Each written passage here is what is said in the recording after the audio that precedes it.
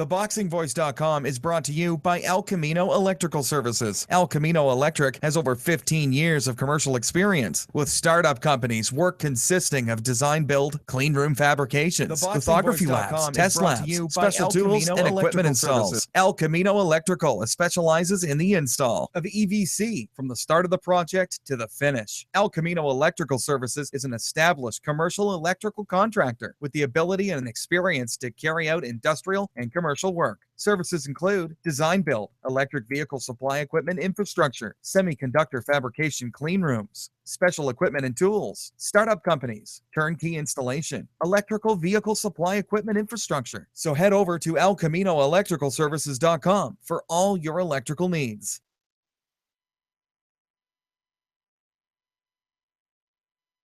You're listening to The Boxing Voice.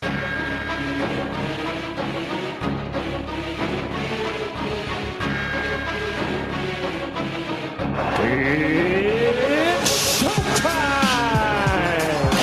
Welcome back, boxing fans. Blood is good. Tired face, a mask of blood. Blood is emotion. Too much blood coming out of the eye. Blood is a story, a drama. Deep gash, blood pouring right into his eye. Blood is what we want to see in terms of passion. Blood streaming now from the cut in the eye, the nose, his mouth, his cheeks swollen, and he's still gone. What we want is a bloody good fight tonight. We have Heather, the Heat Hardy. Is this you? This is me. I think I need to talk to you every night because you make me smile and blush over here. Never been a lame-o, never been a lame-o. Yeah, I love the strip. I'm okay. You're serious? You're serious? And that's the good thing about UK. That's why I can't hate on them guys, man. They love fucking boxing. Some fighters in England, they all bums. Did you hear what this idiot just said? Yo, son, you're gonna get your ass beat by Molina, son. Are you fucking kidding me? He's overrated. Do some pushes for me right now. For the interview? Yes. Don't get your hands go. Get out of here, Virgil. Go home. What that shit? You want the title fight for free? You not even honest? You want the title fight for free? ThaBoxingvoice.com. This is why we use the word sensation. Welcome back, ladies and gentlemen, to a very, very special Super Bowl edition for all my hardcore fans out there that just don't give about football. We just don't care. I don't even know who's in the Super Bowl. I know you're not gonna believe me, but I don't know who. And since I watch so much DVR television, I don't get to see any of the commercials and nothing like that. I don't fall into the propaganda. Me and my boy Beeb, we coming through like soldiers, desperados for all you boxing fans out there, making sure you have a little something. I know today there's a few of you cheating on your diet. Instead of getting your boxing, you're going out watching some foosball. But tomorrow, when you go on your little runs or your commute to work, you're gonna want that TBV. I know you're gonna want that TBV. That's why me and Beeb, we're here to give it to you. So without further ado, Helen from Boston, Massachusetts. You want the title shot at the beat? He's not even honest. And you want the title shot at the beat? This is what it's all about. True boxing fans. Obviously, we acknowledge the Super Bowl and how big the Super Bowl is. But as Nestor said, him and myself, basically, this is what we care about more than anything when it comes to sports. Boxing is our one and true love, and we're never going to cheat on our one and true love. So our true love will come first. And we hope that a lot of you people are going to be listening in, calling in, and this will be our true love as well. You can join us in the love fest of the greatest sport in the world, which is boxing. Not a lot of fights this weekend, but there's always something to talk about in this sport. There's always a juicy rumor floating around out there somewhere. And once again, we're here to bring that to you. Boxing Voice. So, Babe, why don't you let them in on what exactly it is that we're going to be talking about today?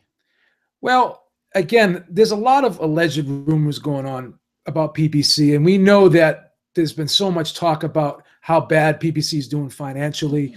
And supposedly now they started out with, I believe, $528 million from Waddell Reed, which was the amount that was invested into PBC. And now, allegedly, there's only $82 million left of that $528 million. And there's been a lot of stories, a lot of alleged rumors going on about how PBC is in trouble.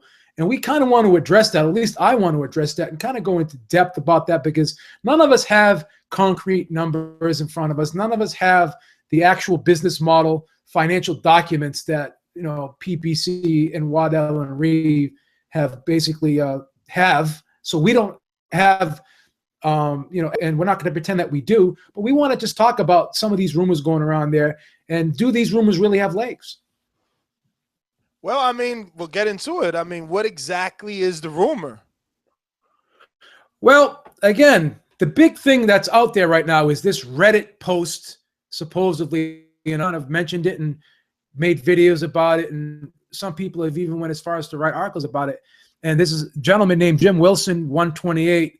He's on this boxing forum, and supposedly he's supposed to be a guy in the know when it comes to funds and finance.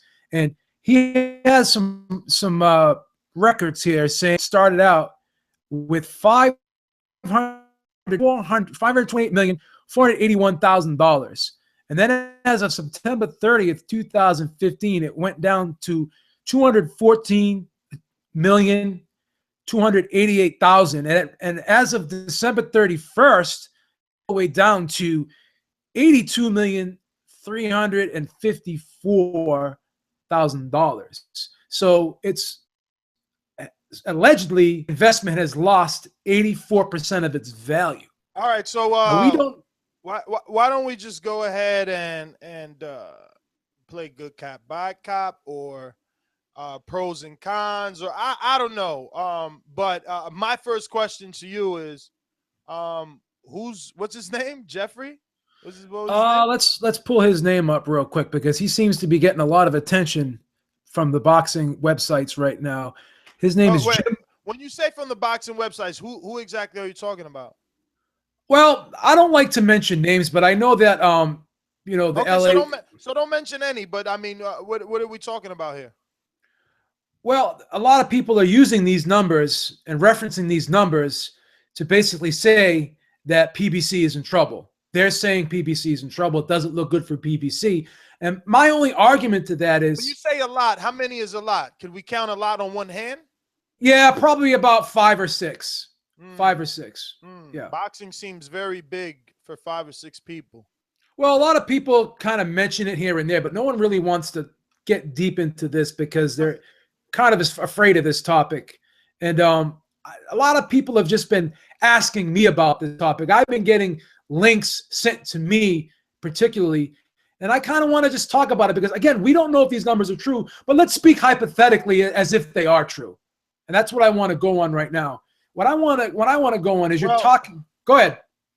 I'll let you. Well, I don't know. I mean, before we before we even entertain that, because moving from that point forward, it would be all hypothetical, right? So it would be all absolutely make believe. It would be all make believe, right? So let's just get back to the quote unquote. I'm using air quotes.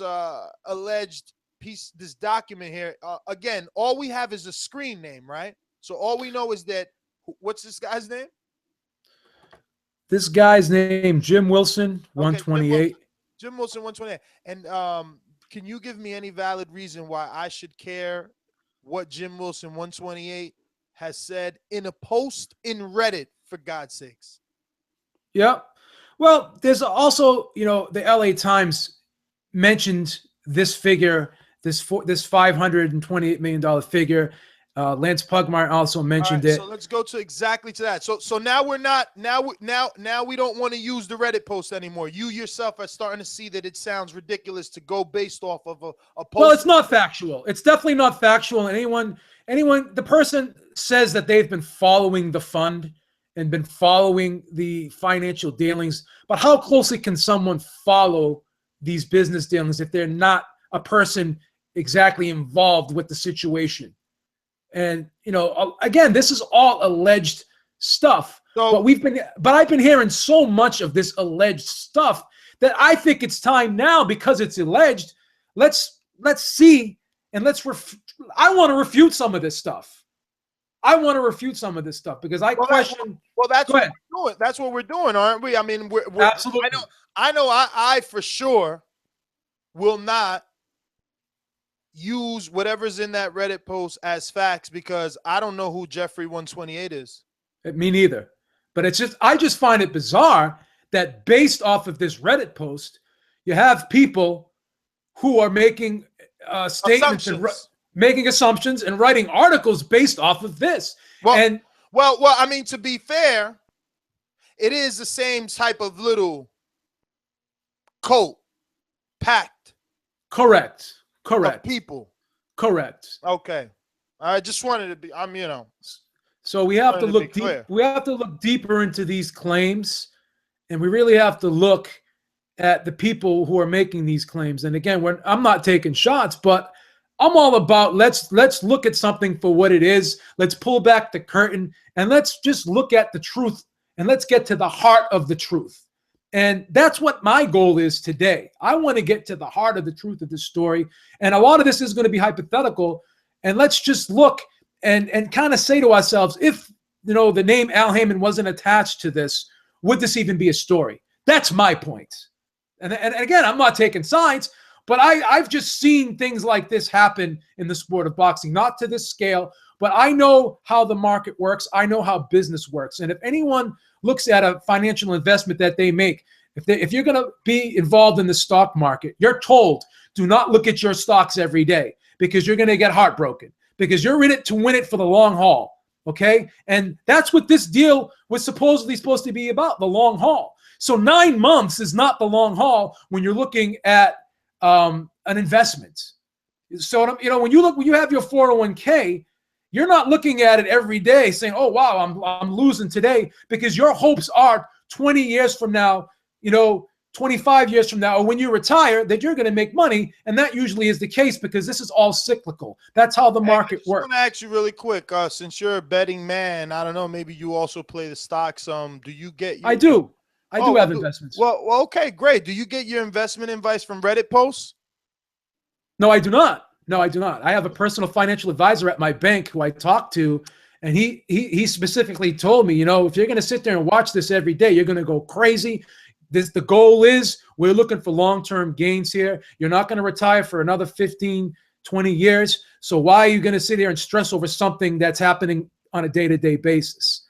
So when you enter this market, which is the stock market, your intentions are basically to make long-term gains. When you deal with any type of financial instrument of this type of situation, of this type of magnitude, you're looking for long-term results, not short-term results.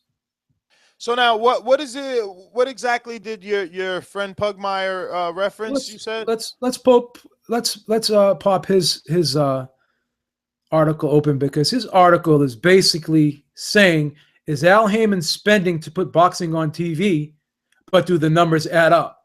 So he's questioning this whole PBC venture as well. And questioning what exactly for us dummies? Well, he's saying that Waddell Reed committed an estimated $425 million to $525 million to Haymon's venture, a figure confirmed by. Go ahead. I just want to stop you because earlier you said that this figure matches with the Reddit post figure. This is how you connected the dots, right? Correct. What figures exactly are you connecting? Because this says 425, over there says 528. What are we talking about here? Yeah, so these are all estimates, and no one can really come up with a hard number here. But what it's saying is that Waddell Reed, has invested in between $425 million to $525 million to Haymon's venture, a figure confirmed by 3 officials, but these 3 officials connected to PBC, Haymon's firm, are sources, but they're not mentioned.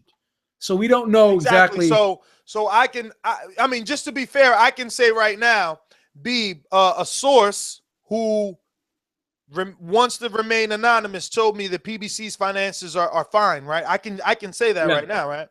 Yeah. So let me just go down here and look at some of the examples that Pugmire is using here to suggest that PBC is losing money, because he's looking at the Garcia Guerrero fight in Los Angeles. He said the fight cards purse totaled $3.2 million versus only 508,620 in live gate ticket sales. So he also goes to mention a few other shows that where the purses were fairly high, but the revenue generated from the gate kind of did not offset those purses, basically. So it didn't match up. So the figures aren't matching up. So he's basically trying to give you examples here of how the purses are very high and they're not getting the return on the live television money. So he's saying, he's also the advertising revenue for the boxing shows is paltry, considering the costs such as Premier's $20 million NBC deal. The ad money also appears to fall short, far even lesser. Can I interrupt you? Yep. I just feel like you're going down this boring road when at the end of the day, all you're saying is that he is proving that PBC is operating at a loss, right? Can we agree on that? Can we agree on that? Sure can. Okay. With a show of hands, how many people here didn't already know that the PBC model for the next 2 years was to lose? Well, wait, am I supposed to keep my hand up or down? Wait, I did know. So do I leave it down? Because I'm dumb. Again, I want you to do this for dummies. Yep. So whoever didn't know that they were supposed to lose for the next 2 years, I guess, don't raise your hand. So I'll raise my hand because I did know. Exactly. Okay. So this is nothing new then, is what you're telling me. No, it's not nothing new. But and the thing is nobody ever came out with hard figures here. So nobody knew exactly what the anticipated losses were. So you're talking about a company, Waddell Reed, that's been in business since 1937, whose assets are valued at right now $123 billion. So you have to question, or you have to say to yourself, this is a $123 billion company. Now, how much concerned are they with a short-term loss of $500 million when their assets total such a great number? And we don't even know what the actual plan is. And we don't know how much the actual losses were supposed to be. So we're looking at these numbers because we're not billionaires. We're not financial wizards. And I never claimed to be a financial wizard. But I do know that when I make a long-term investment, I am not looking to get my money in a short term. And everyone keeps looking at this in short-term type situation goals here, looking at it for short-term goals, which was not intended at all. So again, $520 million. Okay, that's fine. But again, you're dealing with a company who willingly gave this money out, who I'm sure has the business acumen to know what they're actually doing and what actually they're expecting from this deal. So they expected to lose money. And people are like, oh, wow, look at this astronomical amount of money. Yeah, that's an astronomical amount of money to you, but to them, maybe it's not. That's the point here. So was this all in the plan? And are all these people just jumping the gun with the sky is falling on PBC rhetoric right now? That's what I'm saying. That's what I'm saying.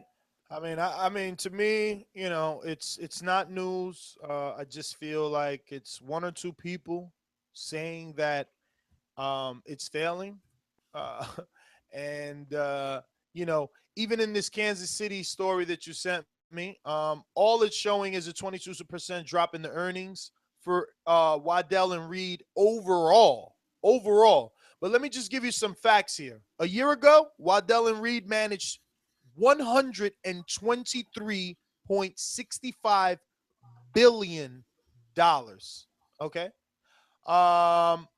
Waddell and Reed managed $104 billion at the end of 2015. Obviously, that was down 2% from the end of September. But these guys have been handling big money. So $500 million doesn't sound like much. And this is the company overall. It's not a boxing division. Like, this is the company overall losing. So, I just don't understand. What's all the hoopla? Well, that's what I've been saying because, again, recently people keep inboxing me about this. They're like, why don't you guys do a show about this? Why don't you guys start talking about this? And I know you're not really enthused about talking about this because you don't think it holds much weight. And I agree with you. But, I think a lot of naive people out there will go on Twitter, will go on Facebook, and they'll read these headlines and they'll sit there and listen to some of the other people who are going to use this as a way to kind of down what PBC is doing and not really look at the total goal here. So I think it's important to kind of, shed some light on this and just say to the people out there that a lot of these numbers are basically not even concrete figures. They're just basically, people's assumptions. So there's nothing concrete there. And no one really knows, the exact business strategy of this whole PBC plan. And no one really knows what the end game is here, obviously. We can only speculate. All we know right now is we have a lot of fights that we're getting. We have fighters making a lot of money.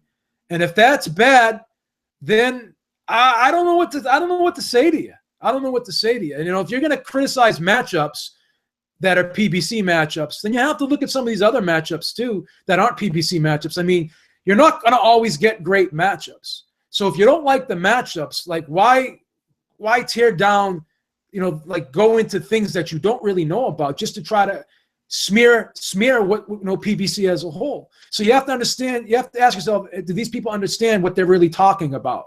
Do they really know? Are these financial people that are making these claims? Do these people understand how the market really works? Do they even really know a ton about Waddell Reed? Because these guys can't be stupid if they've been around since 1937 and they're dealing with $123 million worth of assets right now. Billion, excuse me. I meant to say billion. So 123 billion. So they can't be idiots. And Al Haymon is a guy who's been around for a while too. 60-year-old Harvard grad. 60-year-old Harvard grad, very educated businessman. Okay, so how stupid is he? So to sit there and just say that these guys are entering a business venture together with the intent on losing money and not having it turn around long term, I think it's very naive. I think it's very naive to insinuate that and to even put rumors out about that. So I just don't understand the plot here. Can someone tell me what the plot is here, please? I don't think there's a plot. Maybe an agenda. That's what I'm saying. I think there is an agenda. I think there is an agenda, and then people could sit there and say that we have an agenda. But I think we have an opinion. We have an opinion. There's a difference between having an opinion and just having an agenda. Because I'm not praying on the downfall of Bob Arum or the downfall of Oscar exactly. De La Hoya or of Goosen Tudor or of Thompson. I don't care. Whoever's gonna put. I mean, I think it's Russell Peltz that has Jason Sosa, and I was telling everybody about Jason Sosa before he got the Walters fight. And when he got the Walters fight, I said it because it doesn't matter the promoter to me. It's the fight that matters to me. That's why I wouldn't pray on the downfall of PBC. People are like, oh, your PBC voice. But no. PBC just happens to be the people that are giving me what I want, which is consistent boxing. Before PBC came around, when was the last time boxing was on Sundays? That's what I'm saying. What about Fridays and Thursdays and Wednesdays? And they put it on Tuesdays. I mean, next we could get it on Monday. Who knows? Now, yeah, you probably didn't like what was on Tuesday or Wednesday or Thursday or Friday. That's your problem. Don't watch it. It's that simple. Look, today is the Super Bowl Sunday, and the 151 that's right there watching live on YouTube, and the other people that are here on Blog Talk and everywhere else on Mixler and everywhere else that they're watching, they're watching because they choose to. They could go watch the Super Bowl, but they're not dumb. They're intelligent human beings that decided a long time ago, I don't want to watch whatever's on. I'm going to sit and listen to the Boxing Voice. Why can't we be that smart? If you don't like the fight, don't fucking watch it. That's what I'm saying. And you have to ask yourself, too. Now, you watched Kovalev Pascal 2 on a premium network station. Now, if you got that same fight on PBC, everyone would be saying, oh, what a garbage fight, but it's free. Well, then these same people who would call that a garbage fight aren't calling it a garbage fight. And guess what? It wasn't free last week. It was on Premium Network. Now, a lot of people would say that Pacquiao-Bradley 3, why are we getting this fight? And I'm not one of those people because I love all fights. Don't get me wrong. But I'm not one of these people. But the people that are saying, oh, it's free. Who cares it's free? It's garbage.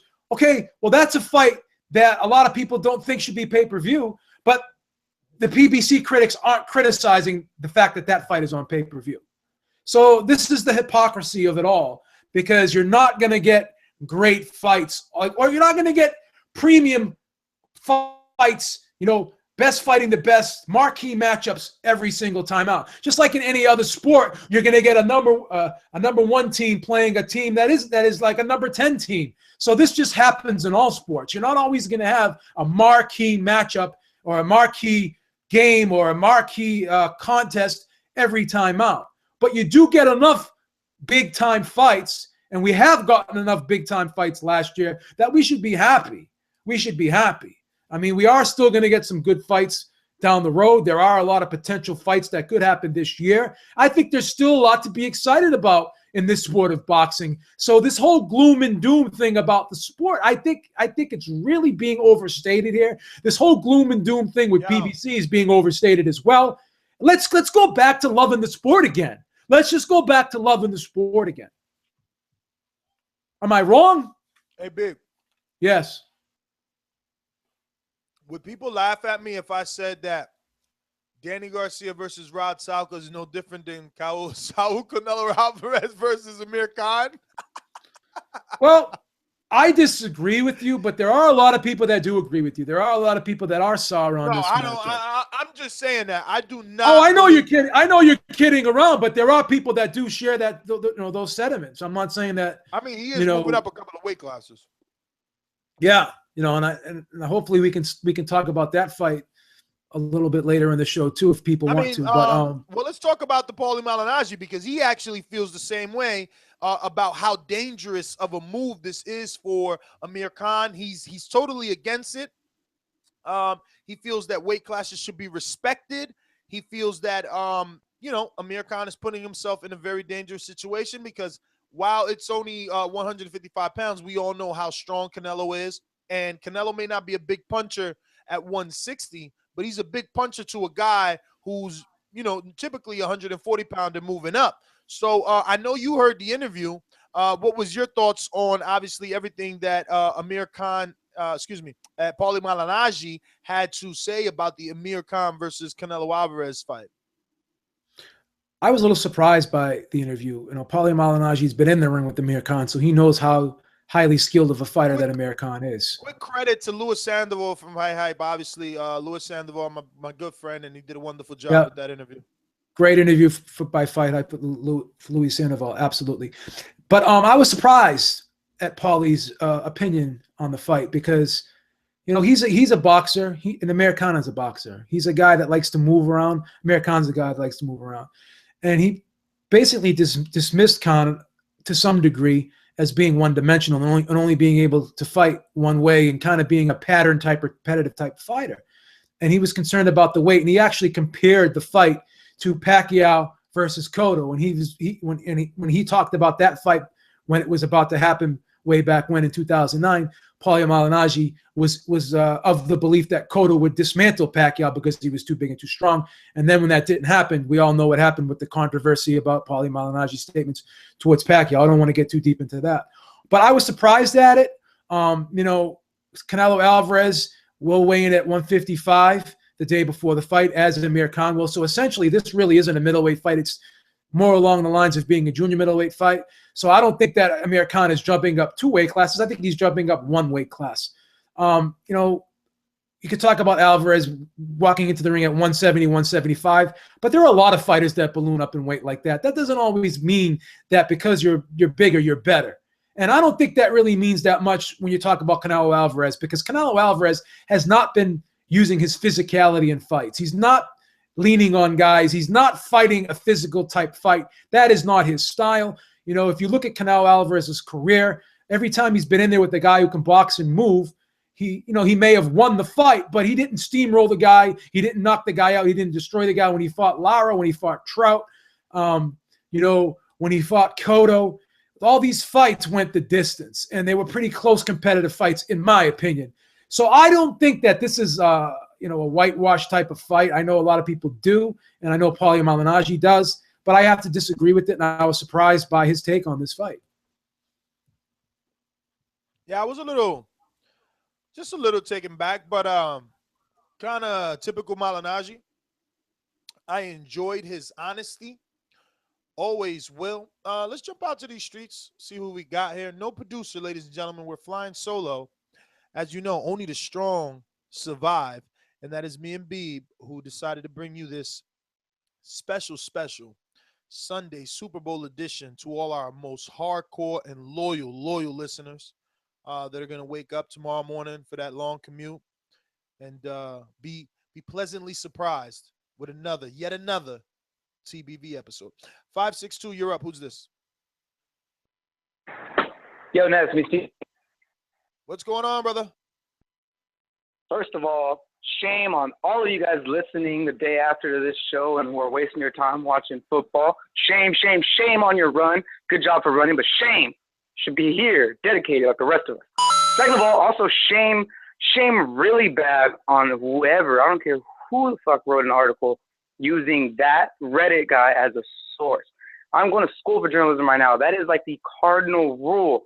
I can't tell you how like disturbing that is for me as a young journalist coming up, because we are instructed that you cannot use a source. First of all, you don't even know his real name. Second of all, he has no credibility. He's giving out just stupid shit.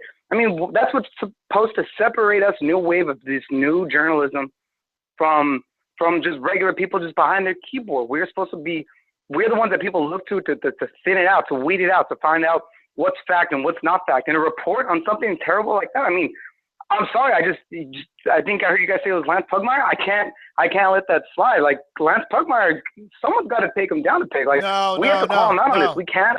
Dude, whoever it was, we can't let them get away with this. Hold on, because Beeb is the one making that mistake, connecting Pugmire to this ridiculous Reddit post just simply because Pugmire is using the initial amount dollar figure that was given to PBC, which was that initial $528 million or $428 million. So that's all. So Beeb is just connecting that for that. There is no connection. That's a horrible connection, in my opinion. Pugmire. Well, for anyone, but other articles have surfaced, though, right? Pugmire does not reference that. Beeb, does he reference that fucking post? No, Pugmire does not reference that post, but he does bring up the losses. He is talking about the losses, but he's not giving figures like there's only $84 million left. So we can't say that about Pugmire, but Pugmire is taking figures. He's taking the purses, and then he's taking the viewership numbers, and he's taking the advertising cost numbers, and he's taking the live gate numbers, and he's doing the math, and he's saying that PBC is losing money based off of that, and that's fair enough. But what's happening is people are taking these figures, and for some crazy reason, they're whittling down that $528 million all the way down to $84 million. And my whole point in referencing Reddit and referencing Pugmire is we already know that there's losses. But for people to sit there and claim that there's $84 million left, how would anybody even know that? That's my whole point. I agree. That's my whole point here. People shouldn't be going out there and jumping and making assumptions without any credible source. It just blows my mind that people would even like again, I get where Lance Pugmire is trying to come from compared to from what you're telling me. But yeah, he's sitting down doing all the math, but still you made a valid point. We can't just allow ourselves to just assume we know everything and then to report on something like that we don't know for sure has any real fact to it. That's ridiculous. That itself, for him to be reporting, they're probably running out. That's stupid too. He has no place to say that. That's terrible. And I still don't think we should let that slide, man. We can't. I don't know, man. Maybe it's just because I'm, paying money to be told not to do this stuff, and professionals are out there doing it anyway. That just pisses me off. No. Listen. What's going on is that I hate to say it, but Beeb is giving more attention to something that doesn't necessarily need the attention. Look, you're a journalist, B, a hardcore boxing fan. Don't laugh at me. I'm a journalist. No. I'm not laughing at you. You're going to journalism school. You're in college for it. You write already, and you're a hardcore boxing fan that chose not to watch a Super Bowl today and instead listen to a boxing show. But yet you didn't know about what's his name? Jeffrey who? Well, no. Give me that fucking name because this is what people Jim are Wilson. Jim Wilson. No, but 128. But my whole point is this, Ness. I am not trying to connect the two. All I'm saying is people are doing the math, okay? But even with the math, how do they come up with that figure of $84 million only being left? The only reason why I'm bringing all these names into play is because we know they're losses, okay? Because that's what was told to us. That's part of the plan. We were told that there were going to be losses. But for people to sit there and come out and make claims about the exact dollar amount of losses, and it's not just this Jim Wilson guy. If you go on Facebook, I don't want to even give these other guys any more shine that I'm giving Jim Wilson. But that's my point. That's my point. You're talking about a bunch of nobodies. Exactly. Nobodies that nobody knows. Exactly. Well, some people do have somewhat of a name, but you would be surprised that someone with that type of name. A couple of them to start spoiling the bunch, man. The more people keep talking about, the more it's going to circulate, the more press it's going to get. So even though I like these things, I think that it's very important that we just come out, that you just do what you're doing. Come out and say that these people have no basis. They have no legs to stand on. They're just talking out of their ass. And that is what I'm saying is the most important part. And that's why I wanted to make sure I called and said, dude, that's fucking terrible that people are out there trying to assume these things. And for what? I mean, just to hate on the PBC? I'm sorry. Are you mad that you're getting fights every week? Like, what the fuck? I don't know, man. I just don't see. This weekend's the first time in an entire year that I haven't had a fight to watch. And it's only because I'm fucking doing homework. They ain't through lack of of materials available to me. There's tons of fights on. People are hating, man. I don't like it. That's messed up. But I do agree with what Paulie Malignaggi said about that Amir Khan and Canelo fight. Just to switch subjects real quick. I agree with Paulie, man. You got to respect the weight division. Even Floyd Mayweather himself said it, dude. It's a process going up in weight, and it takes a special kind of person to be able to leapfrog weights and do good, let alone against a physical peak specimen like Canelo, who's just right now in his prime, who's hunting for a good win to look good on. I mean, he just got knocked out of the year. You think he's gonna be pissed off? Someone feeds him up a second? I don't know. Hey, Steve, let me get to some other callers, brother. But we're gonna keep going down the line and see what these people think about this this situation, which I don't think it's much of anything. 646, you're up. Who's this? Hello? Yes, sir. Hello? Yes, sir. Yo, can you hear me? Yes. Yo, what's good? What's good, Ness? What up, B? It's Chris from New York. How y'all doing? What's going on, brother? What's happening? I got a few statements on this whole PBC allegation thing, and before we even go into, we're taking a loss, we don't even have access to PBC financials because they're a private corporation. So we don't know exactly what's going on with PBC because we can't see their financials. We don't know how we're doing because they're a private corporation. And as far as Welding and Son or Welding, I forgot the other name for it, they're a public company, but their 10K isn't even available yet. So we can't even look at their 10K and see how they did last year. So their quarterlies are not going to be out till sometime later this year. We don't really know how they're doing financially unless we look from what they did last year. So when we look at their 10K and we look at all their financials, then we can assess how they're doing it and the money they put in the PBC if it was a failure or not. Based on that, man, and this guy, whoever he said on a Reddit post, I don't believe that can even be used as something that they can use to really be used against PBC legitimately because we don't know what's going on as far as the law, and as far as they're doing well. Hey, let me just ask you something really quick. You said Chris from New York, right? You're Chris, right? Yeah. Chris, yeah. Did you know about this already? Did you know about this Reddit post already? No, I was listening to the post and I was listening to everything, and when you go around But a lot of the other boxing but community- plain and simple. But plain and did you already know about this Reddit post, or did we just tell you about it? Well, you guys just told me about All this right, thank Reddit you. post, but Thank you. there's been other That's one people for me, around, B. like the YTBC, That's have one been for me. saying that PBC's been losing money for a long time, but they don't have any proof to back it. Exactly. No, and that's exactly what I told B. Hey, man. It's exactly what I told B. But listen, Chris, let me get to some other callers. Listen, we're going to continue to take a poll. That's 2 people already that did not know about this. I'm telling you, because it's not a subject. It's the same people pushing an agenda. Listen, we're going to take it out to, I don't know if this guy's ready. It's definitely a first-time caller, and it looks like Bilal on Skype. Bilal, where are you calling in from? Defend his middleweight crown against Britain's Amir Khan Bilal. at 155 pounds. Bilal. At the new T-Mobile Arena in Hello, Las can you hear Vegas. me? Yes, sir. Khan, who's jumping How you up doing? You all right? I'm from Leeds, Yo, England. yo, turn off that radio, brother. Man, he's killing me right now. My bad. Yeah, I was just going to say about the Khan Alvarez fight. My name's Kasim from Leeds, by the way, in England. Well, we're not talking about that now, but we're gonna let you talk about it. Go ahead. Oh, apologies. Go Yeah, ahead.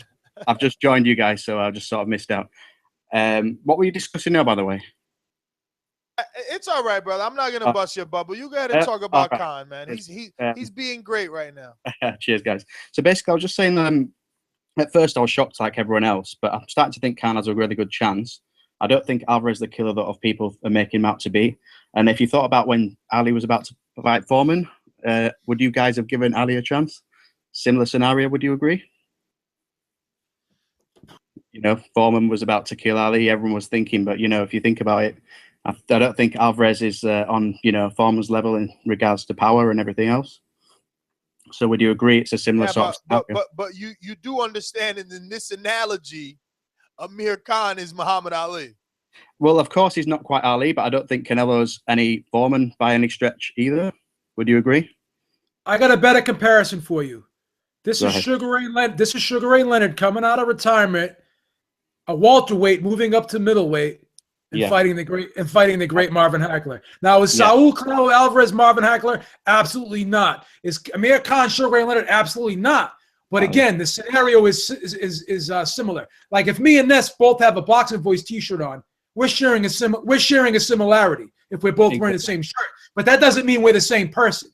So when I say that the situation is similar, that doesn't mean that I'm saying the fighters are similar. So in terms of the situation, meaning a welterweight going up to middleweight and being a 3-1 underdog, because Leonard was a 3-1 underdog when he was getting ready to fight Hagler. Everyone thought Leonard was going to get killed. And this is the same situation that Khan is in right now. And this is how I can compare the two situations. So I think Khan has a much better shot than people are giving him credit for. Yeah, just one last point. I agree on that point. Also, you know, people going about Alvarez's size. If you can't do anything with the power, I mean, look at Maidana. Khan lasted with Maidana. Who hurt Floyd more, Maidana or Alvarez? So it's not just about the pure power. It's about landing the punches, having the speed and the capability and the skill to actually do so. Obviously, it's a 12-round fight, but I think Maidana, you know, he hurt Khan, but Khan survived Maidana, who hurt Mayweather a lot more than Alvarez did. So if you look at those points, I think Khan has a good chance. Absolutely. Bilal, how long you been an Amir Khan fan? To be honest, I'm not even a Khan fan.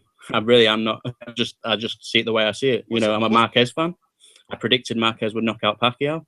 You know, I like guys with a lot of skill. And to be honest, I just think it's a decent matchup. At first, I thought Alvarez, but I'm starting to think Khan has a decent chance on points. Khan's a good value play.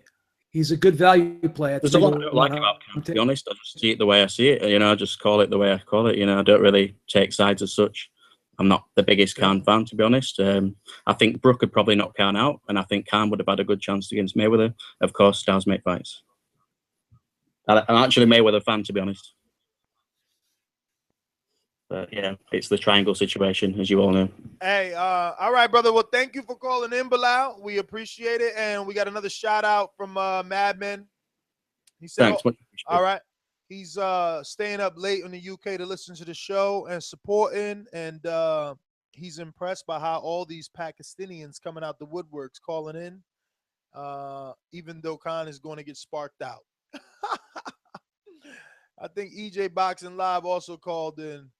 Call back, EJ. Yeah, man. So I don't know, Beeb. I don't know. Where do we go here? See, we didn't have a backup plan. Well, we could talk about the fight Randy Caballero Well, yesterday. We could talk about Randy Caballero. Actually, let's stay on Khan because he seems to be the hot topic, which is what I told Beeb. And let's talk about the money. I mean, he's making $8 million. Is that the case, or he turned down $8 million? Allegedly, there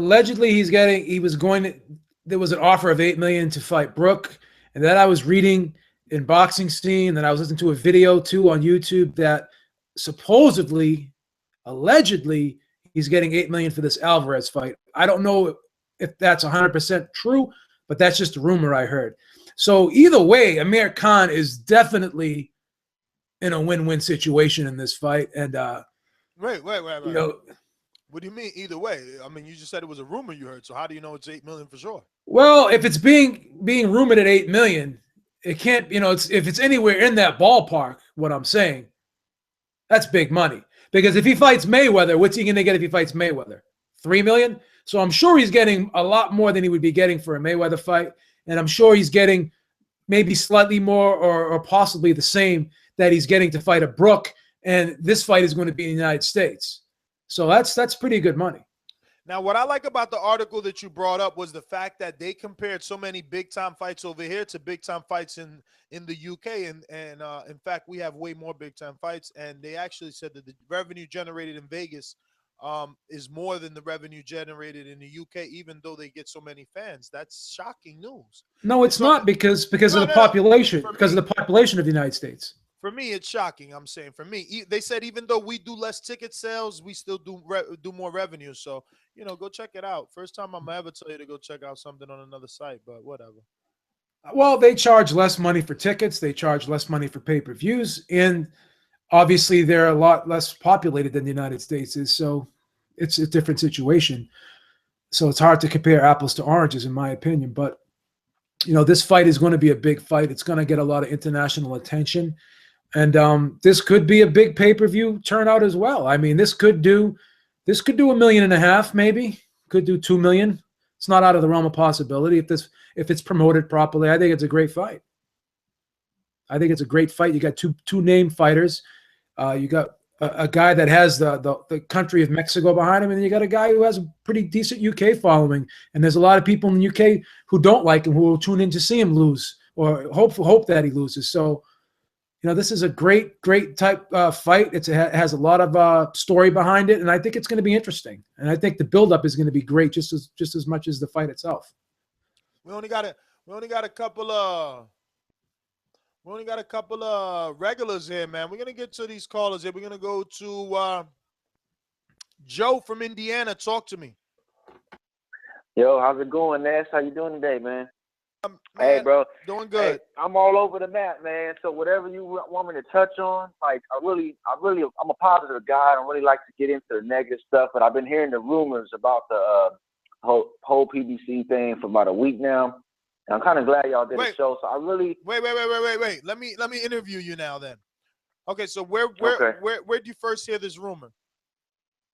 Okay, I follow a couple boxing writers. Is it okay if I shout the name out? You know what? Be my guest. Whatever. Okay. Just Steve Kim. He's got a network on there, so he had posted an article the other day, but he kind of basically referenced what Beeb said. He kind of went off the guy that from the Reddit report, and all the numbers that Beeb was saying was kind of the same, just adding up, and they're basically saying. Hello? Damn, Joe, don't tell me you dropped off. Joe? Yes? Okay, yeah, you're back. What's up? Okay. Yeah, they basically saying that by the end of February, they're going to be out of, they're down to 82 million. By the end of February, they're supposed to be out of money. So, I really don't like to go off rumors, man. That's all rumors. So that's why I really don't touch on it until I really, research myself. But I'm seeing that the reason why they're, if you look at the schedules, the PBC schedules, there's no fights coming up. They have dates, but there's no fights announced. And then a lot of the big fights are either coming on, like, for example, that Thurman and Porter is going to be on CBS, that Wilder was on Showtime. and then what is it, Santa Cruz is going to be on Showtime. So a lot of the PBC fighters that are expensive, I guess the licensing fee is getting paid by Showtime and all that. But it's just so much, man. Like there's a lot going on. I really hope it is not true, but like I said, man, there's a lot of rumors going on. But for them to go, if that is true, for them to go through that much money, in less than in about a year, that's crazy, man. Hey, so when you say there's a lot going on, what exactly is going on? I'm interested to know. Like, just give me all the rumors that you've read. It doesn't matter. Today is the rumor mill. Go for it. Yeah, well, I kind of, touched on it a little bit, man. Just like okay, so basically, what you're telling me, all the rumors stem from the same Reddit post. Then all we're going off is the money that allegedly everybody's coming from the Reddit post. Okay. No, Can I ask him one question? Can I ask you one question? Is it wrong to basically question these rumors? Is it wrong to come out and try to refute these rumors because they are just that, rumors? Are we wrong for doing that? That's all I want to know. Yes or no? That's a good point. Well, I'm asking. You asking me, Beeb, or you asking this? I'm sorry. I'm asking you. Is it wrong? Oh no, it's not. I think it's right for. I mean, I think it's not wrong, especially a diehard fans. We want to know what's going on. I mean, we want to know the truth. We want to know the truth. We follow the sport. Yeah, we want to know the truth. And people who aren't giving us the truth, they need to be held accountable, right? Exactly. Yeah. Thank you. So I don't see it wrong at all, man. But I like what that one caller did say. We need to get our facts straight. But if we're hearing rumors, then we're interested in it. Like, okay, damn, what's really going on here? Let me look into this a little bit. So I mean, it's coming from a lot of sources, man, different places. But I'm trying to put this puzzle together the best I can. But I just try to stay away from it. So I'm glad you guys brought the show up because I really didn't want to bring it up. Hey, Joe. But yeah. I hate to put you on the spot, but you said it's coming from a lot of places. You only mentioned one. Where else are you hearing it from? Okay, Leave It in the Ring Boxing. Joe, let me ask you something. Where's Steve Kim's show at? His show, he's got the show with Mario Lopez. And he's where got else? His own show. And where else though? His other shows with Gabriel Montoya. And that's on where? On Leave It in the Ring. Oh, okay. Leave It in the Ring. Okay. But his article was on Undisputed, his site. Okay, so you hear how that sounds, right? You hear how that sounds? It's out there. Like I said, I understand you. My thing is this, it's out there, bro. Listen to me. What he's telling you, Ness, though, is people are taking these stories, they're listening to these other people, and they're retweeting it and tweeting it and tweeting it. So these people are being given information and having it being passed off as facts. And a lot of naive people are believing this, and they're retweeting it and talking about it as if it's fact when it's not. That's what he's trying to tell you. Am I correct? Yeah, you're right, B. That's all I'm saying. This thing is being posted everywhere. Is we got one group of individuals saying one thing. That's all I'm saying. That's all. I mean, that's true. Yes, can I burn a little bit on some other stuff real quick? Or yeah, go ahead. No, go ahead. Okay, I wanted to touch on the Fight Club fights on Saturday. On Friday night. I like that kid, Frankie Gomez, man. I wish he can get it together. He looks like he's got a lot of potential. But like Freddie said it, man, he's got to stay dedicated. And I heard that Freddie said he was going to take him with him to train with Pacquiao out there. So maybe that'll do him some good because he looked okay. It looked like he could have finished the dude off. The dude was an old vet he was fighting, but it looked like he just wanted to get some rounds. And that Randy guy, I was real impressed with him too, man. That's the first time I ever saw him, but I heard that he had issues with weight too, last couple of years. So, I mean, I was pretty, those fights were pretty good. And then I'm also heard about Luis Ortiz's opponent, the heavyweight. I guess they kind of, Golden Boy kind of pulled out of that. Did you hear anything about that, Ness? Yep, I heard that he's looking for an opponent again. Okay. And then one more thing on the Khan undercard, Matisse and Herrera. I think it's gonna get on there too. I was reading, so that's an interesting fight too. But like I said, man, going back to the PBC deal, it's gonna get interesting. I mean, this is just the beginning. I'm sure, once tomorrow come and the weeks come, we're gonna be keep hearing more rumors, and hopefully we get some more facts instead of rumors, so we can get this put to rest once and for all. But I think it's gonna be around for a while. All right, Joe. Thanks for calling in. All I know is if I based an article, a show, off a Reddit post, I'd probably be ridiculed, get all types of names. That's all I'm saying. I mean, talk to me.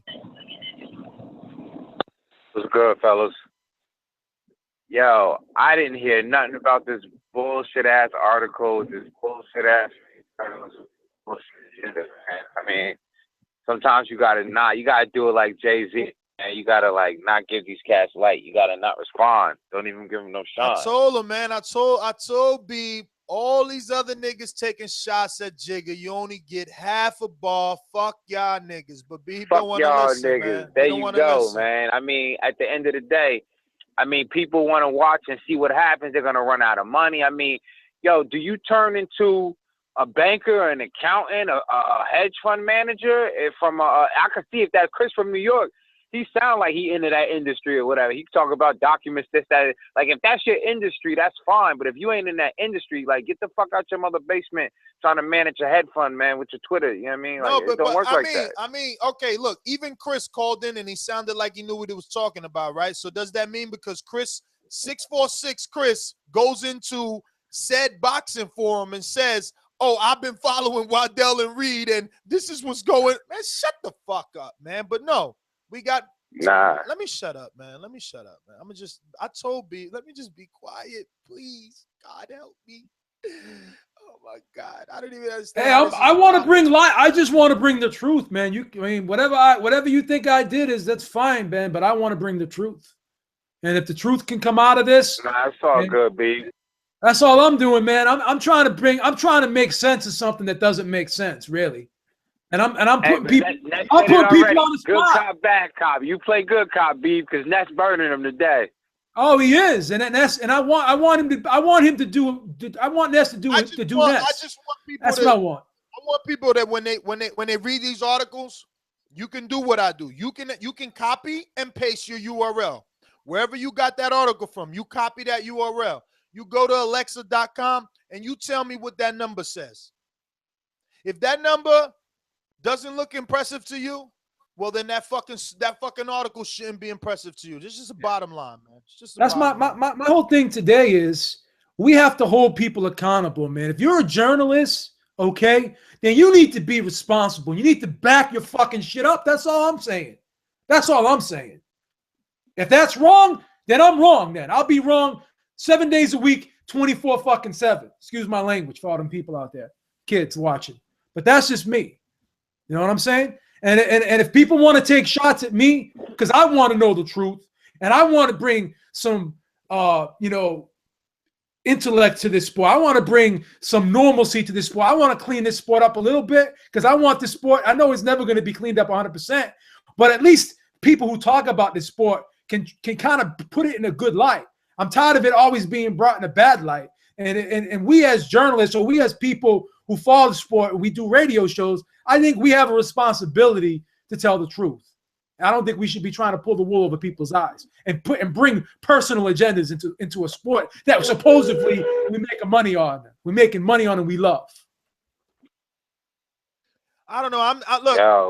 I'm not discrediting anybody or bringing into question anybody's work ethics or nothing. I'm just saying, me personally, I find a topic in a forum. That's all it is. A topic in a forum. That's it. Yeah, y'all fellas keep it pushing tonight, man. All right, I mean, thanks for calling in.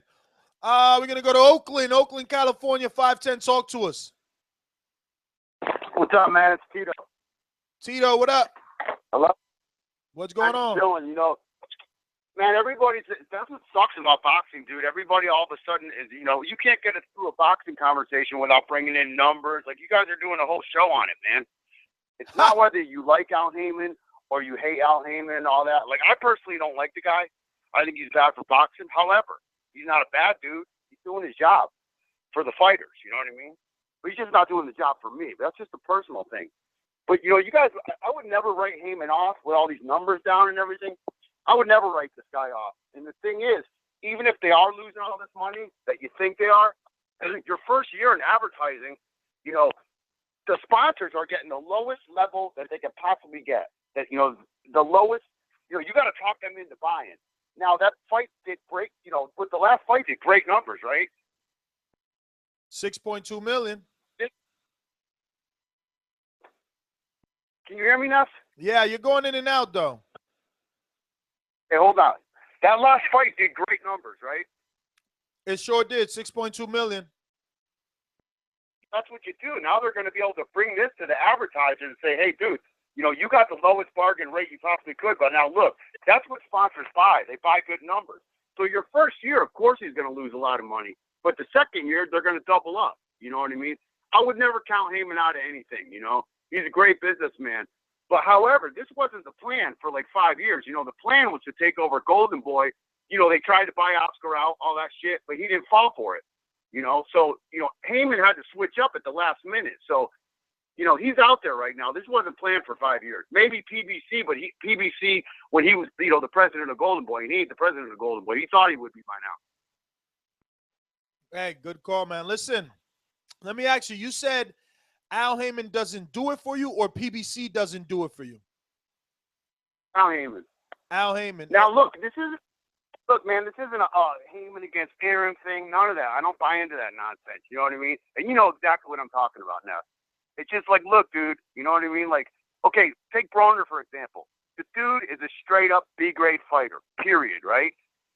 His last 5 fights have been headlined Saturday night, Showtime, where I'm supposed to get a grade A fighter. I pay for fucking Showtime. I'm supposed to get a grade A fighter and a grade A fight. And I'm getting Broner against the bump because so many people are just goddamn, flushing money down the toilet, world star hip hop shit, all that shit. And, and to his credit, again, Haymon is just like, hey, dude, I don't know why they keep watching, but if it's working, put him up against another bump. They're going to keep watching. They're going to keep watching. It pisses me off, dude. Adrian Broner's a toilet, dude. He's a big, great fighter, and you know it. That sounds just like the Gennady Golovkin story. It's like, hey, if they're going to keep watching, put him up against another bum. Absolutely. And I don't like Golovkin because I don't like the Eastern Bloc fighters, and I'm a big Ward fan. Obviously, I'm in Oakland. But, people like to see dudes get knocked out, in the third round. And, hey, man, not for nothing, it's must-see TV. We're all tuning in whether we like Golovkin or not, and it's stupid, but yeah, I got more to say on the Golovkin thing. Shit, that's for another day. But yeah, I'm all over there. I'm Team Ward all day, dude. You guys all you people out there that are talking Ward, keep talking that shit. Keep putting them down because when he knocks off Kovalev, it's just gonna be all Oakland, baby. All right, brother. Well, thanks for calling in, man. Well, there you have it. Seems like same narrative, same people know, not many know. Let me see. I will take 718 Suleiman. Hey, how you doing? Yes. Suleiman, I just want to thank you personally for those 2 new callers, man. That was awesome of you. Very nice of you. Very nice of you. Not a problem. Not a problem. Anytime. This Ness, man. I don't see why the guys keep talking about the same thing. These are the only guys that wanna fight. If I'm a fighter and I'm a champion, and none of the top contenders want to fight me, they give me a song and dance, then, I'm going to fight them. That's the first thing with Amir Khan. Nobody wanted to fight Amir Khan. Kilbrook was saying that he wants to fight him, that he made him offers, but he didn't sign no contract. They didn't offer him anything. And to tell you the truth, he's kind of lethargic. I think Kilbrook will lose to Danny Garcia. He will lose to Amir Khan. He will lose to anybody that boxes. The guy's lethargic. He loads up on his shot, okay? And he won't have a chance against Amir Khan. What he did was the best thing. He took the best option, the most money. He went up to Saul Alvarez, a fighter that's pretty big. He's slow himself. Okay, he's gonna box. He use his speed in and out, accumulate points. He throws combinations at the late in the rounds to accumulate points and take those rounds. Are he gonna give angles to Saul Alvarez that he's gonna confuse you? If you see the fight with him against Floyd Mayweather made this guy back up. This guy's supposed to be the power puncher. He made him back up. He was all over him. Okay, and this is what we're gonna see that day. People are saying, oh, he could be like a Paulie Malignaggi, right? Paulie Malignaggi was small. He had injuries when he took the Danny Garcia fight. Danny Garcia is big. He has a massive left hook. He almost tore his face off. And he went to Europe and won a couple of belts, a UBO belt, fighting a couple of guys that are not world class. So what he should do is just commentate and stop attacking Amir Khan. Amir Khan is a much better caliber fighter. He actually beat him in a fight, knocked him out. They stopped the fight. So Amir Khan is going to take this. He's going to take this. He's going to attempt to unify the middleweight division. Gennady Golovkin, he's suffering to the same thing that Tevinov suffered. Tevinov was knocking out guys that were subpar opponents, and he feels deteriorated, and that's what's going to happen to Gennady if he stays in a 160 fighting these type of fighters. He's got to make a power move and fight a world-class fighter like himself so he could keep himself great, like a Floyd Mayweather did. You guys have a good night, and thank you very much. Suleiman, thank you for calling in, brother. Thank you for calling in. Great call. Great call. I love how he said that Amir Khan is gonna he said he's gonna unify the middleweight division, beat. This guy, Amir Khan, has the potential to make this a great fight. I'm not selling him short. People can sit there and look at his shortcomings, but I've always said one thing about Amir Khan. He fights to the level of his opposition. The fights that he didn't look the greatest in, he was a big favorite in, and I think he didn't approach the fights the same way he did when he was actually concerned about his opponent. When he was concerned about fighting a guy like Devin Alexander, not because Devin Alexander is a big puncher, but because Devin Alexander is a top-level boxer. I mean, that was an even money fight. When he fought Zab Judah, that was a tough fight. He was concerned about Zab Judah. When he fought Luis Collazo just got through knocking out Victor Ortiz in 2 rounds. So that was something to be, thought about. So when he's concerned about an opponent, when he knows he's getting in there with a guy that could hurt him or who can beat him badly if he's not on his game, I think he approaches the fight differently. And I think he's going to approach this Alvarez fight. If people are saying to themselves, the Khan that fought Algeria is going to show up in this Alvarez fight, I think they're sorely mistaken. That's just my opinion. You wanted to say something? No, I'm just admiring you. I love how you're able to do that. How you just spin things, and like all of a sudden Amir Khan is doing something great in your eyes. I mean, it's beautiful. Amir Khan is a G right now, man. He's almost as a bad a dude as you are right now, man. No, I mean, look, that's the beauty of doing this show. My voice is on record. I said it the first day on a spontaneous show that it's only a matter of time before people start considering Amir Khan some sort of martyr. He's going out. It's like, oh, he's I never thought he's got big balls. Someone called in the other day, said he needs like something to carry his 2 balls. Remember? He's got to buy a new jock strap now. I know. So that's what I'm saying. He could do no wrong. He could lose this fight by knockout, and it's still okay because it's not going to happen. To be great. It's not going to happen. He's not going to get knocked out. Well, listen. The real question is, if he wins this fight, does it come true? Does his dream come true?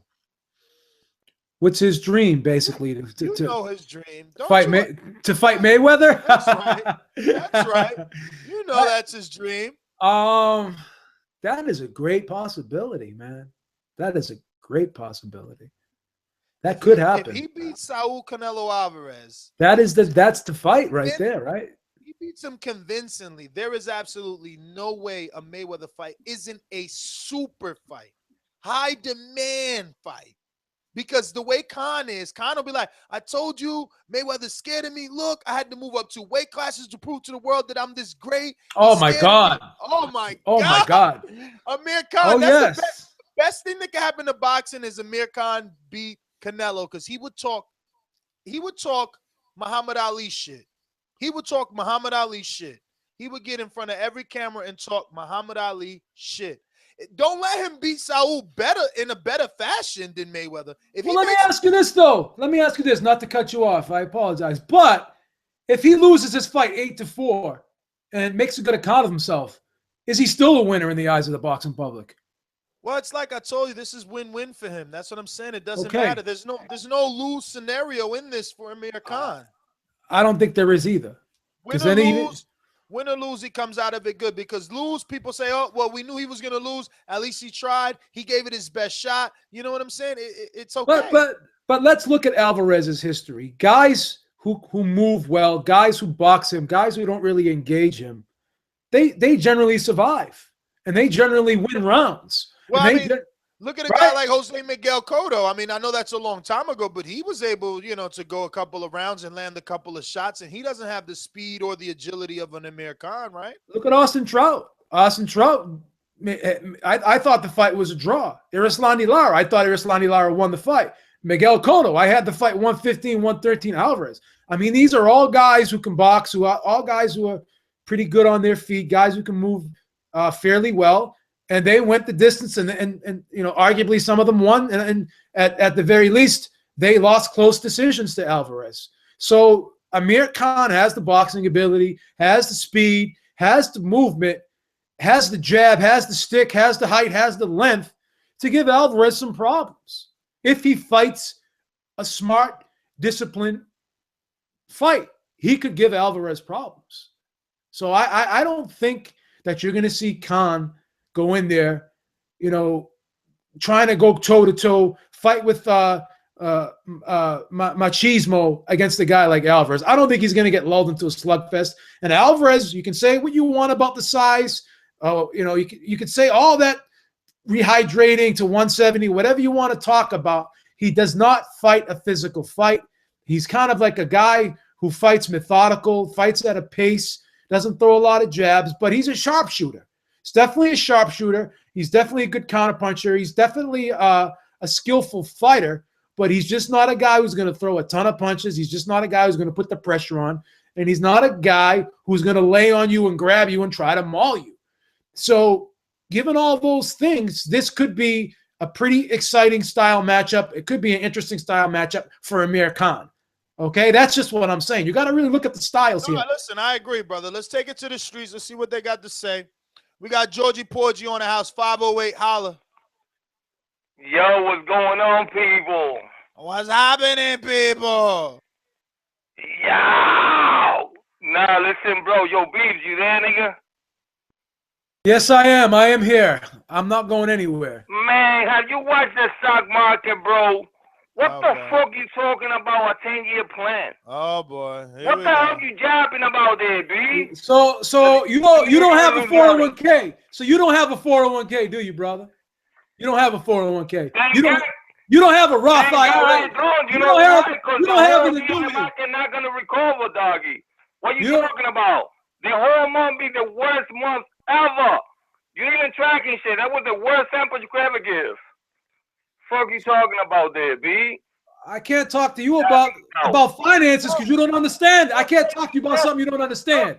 I can't talk to you about something you don't understand. My baby I'm not gonna argument with you. I ain't in trouble. Oh, well, whatever you want to say. If that's your opinion, that's your opinion. But unless you can give me some... Don't lie. No. Fuck that opinion shit. It's your opinion. Number don't it's lie. Your opinion. Those numbers. And where did you get the numbers? And where did you get the numbers? Where did you get the numbers? Where did you get the numbers? Yo. All right, listen. Where did you get the numbers? Correct.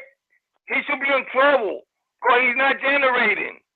Where did you get the numbers? Fucking Santa Cruz 75. How much was it? 750,000? And where did you get the numbers? Like 3 years fighting no fucking body. And where did you get the numbers? Fucking Regan down fight. Where did you get the numbers, brother? We can go down the list how much money they do spending left and right, B. No, you can't. No, you can't. You can't count another man's. Wait 10 years as a motherfucking sponsor. You Fuck can't. out of here. You can't count.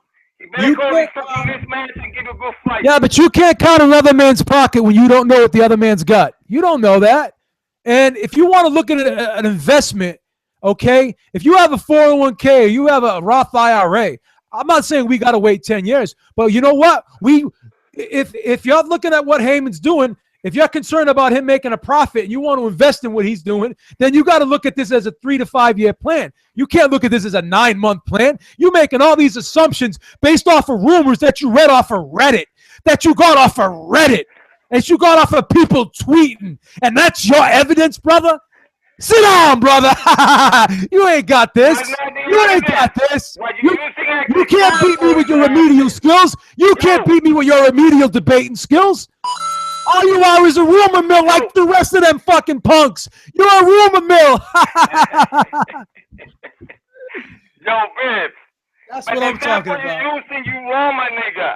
Because somebody tells you right now to invest in the stock market. When you see the sign, they tell you the shit not gonna recover for the whole year, and somebody wanna come up to you. I'm in the stock market. I'm already in the stock market. When numbers say something wrong. I'm fucking knee deep in the stock market, brother, and I'm doing okay. Because I don't count my shit every day. I don't count my shit every day. When I first started in the stock market, I made a lot. And then I took the hit like everybody else, but I still didn't lose everything I made when I first started. So I'm still up, baby. I'm playing with their money right now. Do you know? Listen, you don't know shit. Let me put you on, babe. Let me let you know something. Do you know what the Prime Minister of China was last week? Do I know where the Prime Minister of China is? You know that doesn't matter to me. You know what? He was a motherfucking in a meeting with Russia and motherfucking Iran. They're gonna challenge the petrodollar, nigga. They're gonna challenge that shit. You don't even know what you're talking about. The whole shit about to go kaboom. A great show. Donate and support. And the sky is falling, according to Georgie Porgy. So everybody, go clean out your 401ks and your IRAs and go into panic mode, baby. Go stick your money in a mattress. Hey, listen. Georgie did say one thing that was right. Thumbs up definitely if you appreciate the Super Bowl show. I mean, damn. Can we get some thumbs up here? I'm about to refresh the page and see how many it is because I'm not really feeling that. Oh my God. I'm not even gonna say that number. I'm not even gonna say that number because that's embarrassing. So you guys just hit the thumbs up button and I'll refresh a little hour from now or something. No, I'm out of here. I'm telling you. Swear to God, you treat me like that. 512, we're up. Who's this? Damien? Damien, what's going on, brother? Hey, I just want to call in and say, this is just about anything, right? This isn't Al Haymon. Nah, you can talk about whatever. You can talk about whatever, man. All right, because I really don't care about the number stuff. Me either. I tried to tell Beeb. He's the bad guy today.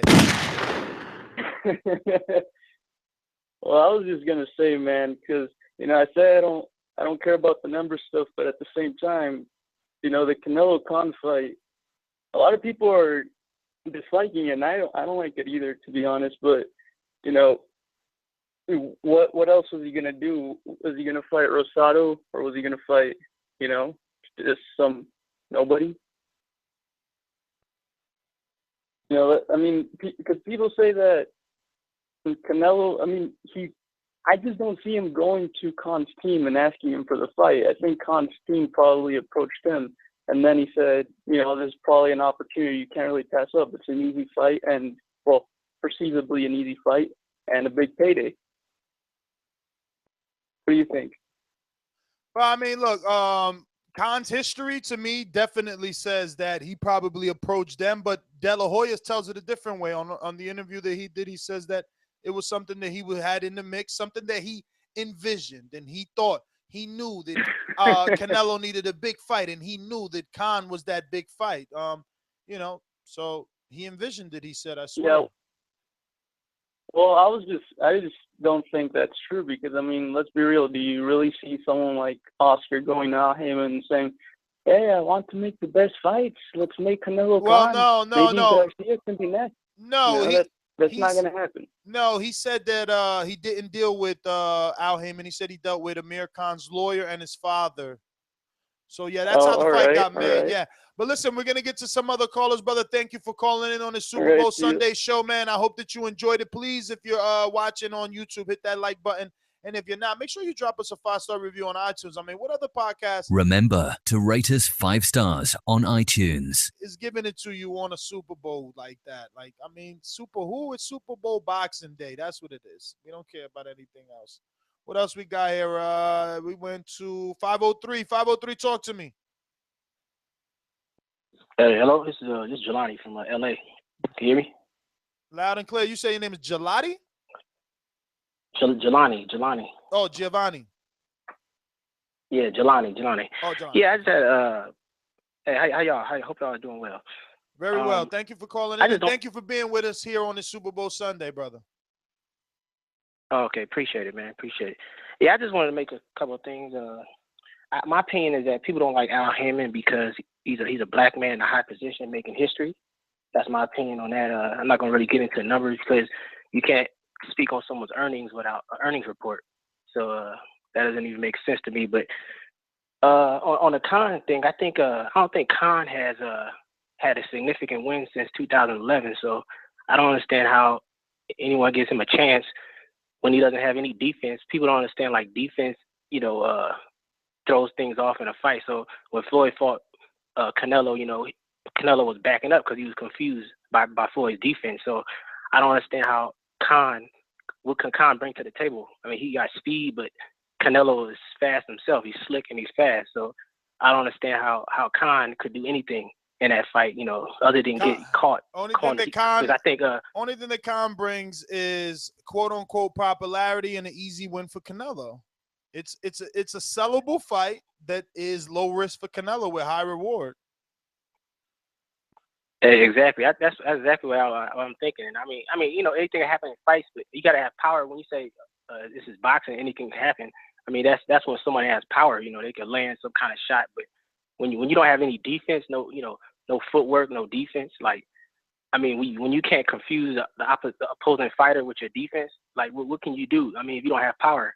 But hey, this, like I said, Canelo's fast himself, and Canelo is he's grown since the Mayweather fight, and I think, in my personal opinion, I just think, I don't know, I think he's gonna get him out of there, and I think it's, because Khan, he can't hold, he's not strong enough to hold. Canelo's gonna work the body and get him out of there. So, but y'all have a great show, man. I just like listening. I was the first time calling in, so I just want to give thanks to y'all show.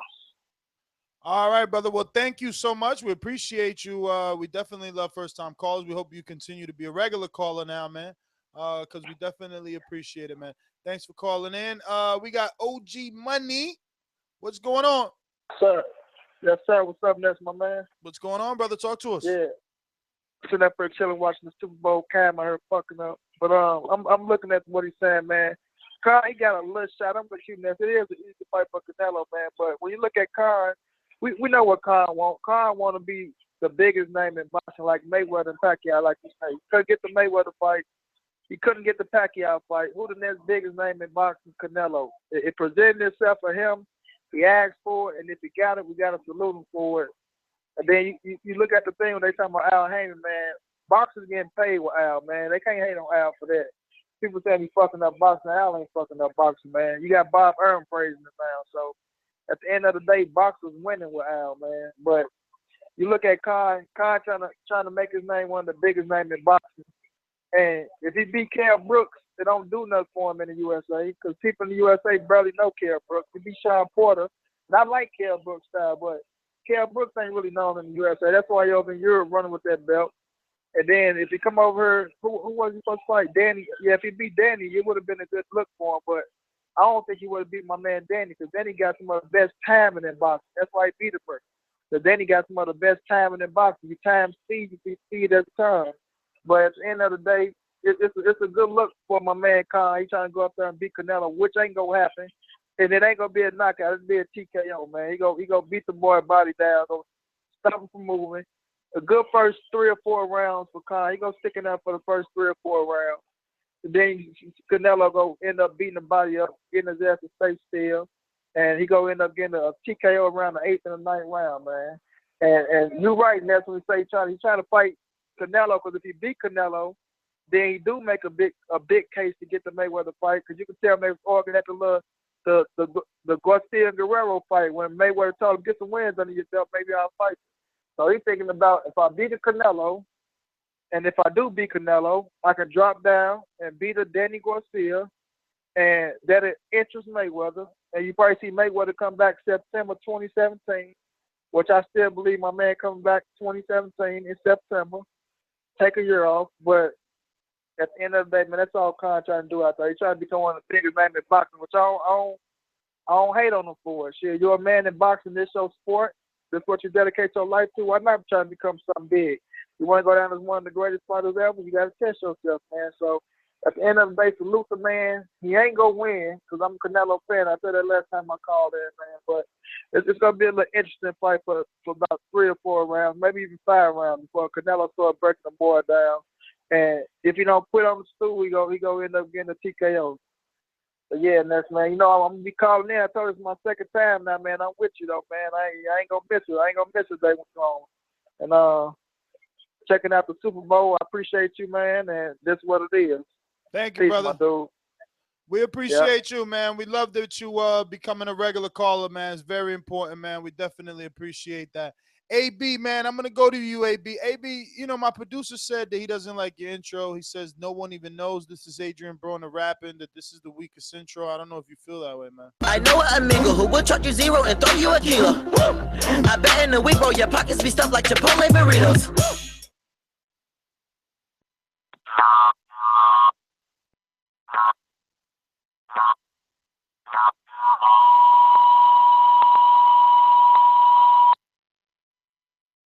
Well, AB seems to be having some bad issues there, but Mr. ROTBA is in the building. What's going on, brother? It's your boy, Mr. IOTBA, touching down from the 214, and I'm on that bullshit again. What's up with it, the boxing voice? We happy to have you back, brother. I like that you're going to be a regular caller, man. So we're talking these rumors or anything you want to talk about, man. The floor is yours. Go for it. Okay, yeah. I know that I heard a little bit. Y'all was talking about the rumors of PBC. They spending a lot of money. Is that correct? Well, that they're spending, that they're losing, a quote unquote, is what's being said. I don't know how I personally don't believe anything I read on a Reddit post. Okay, but even at the end of the day, even if PBC is losing money, look what they doing for us, the fans. They putting fights out here on free TV like it was for when our parents was growing up. I apologize. My phone, it might go dead in a minute, so I'm just going to try to get out as much as I can. And I want to talk about Danny Garcia a little bit, okay? I see on my boxing talk show, ILTBA Boxing Talk on Facebook and YouTube, I think Danny Garcia has an excellent resume.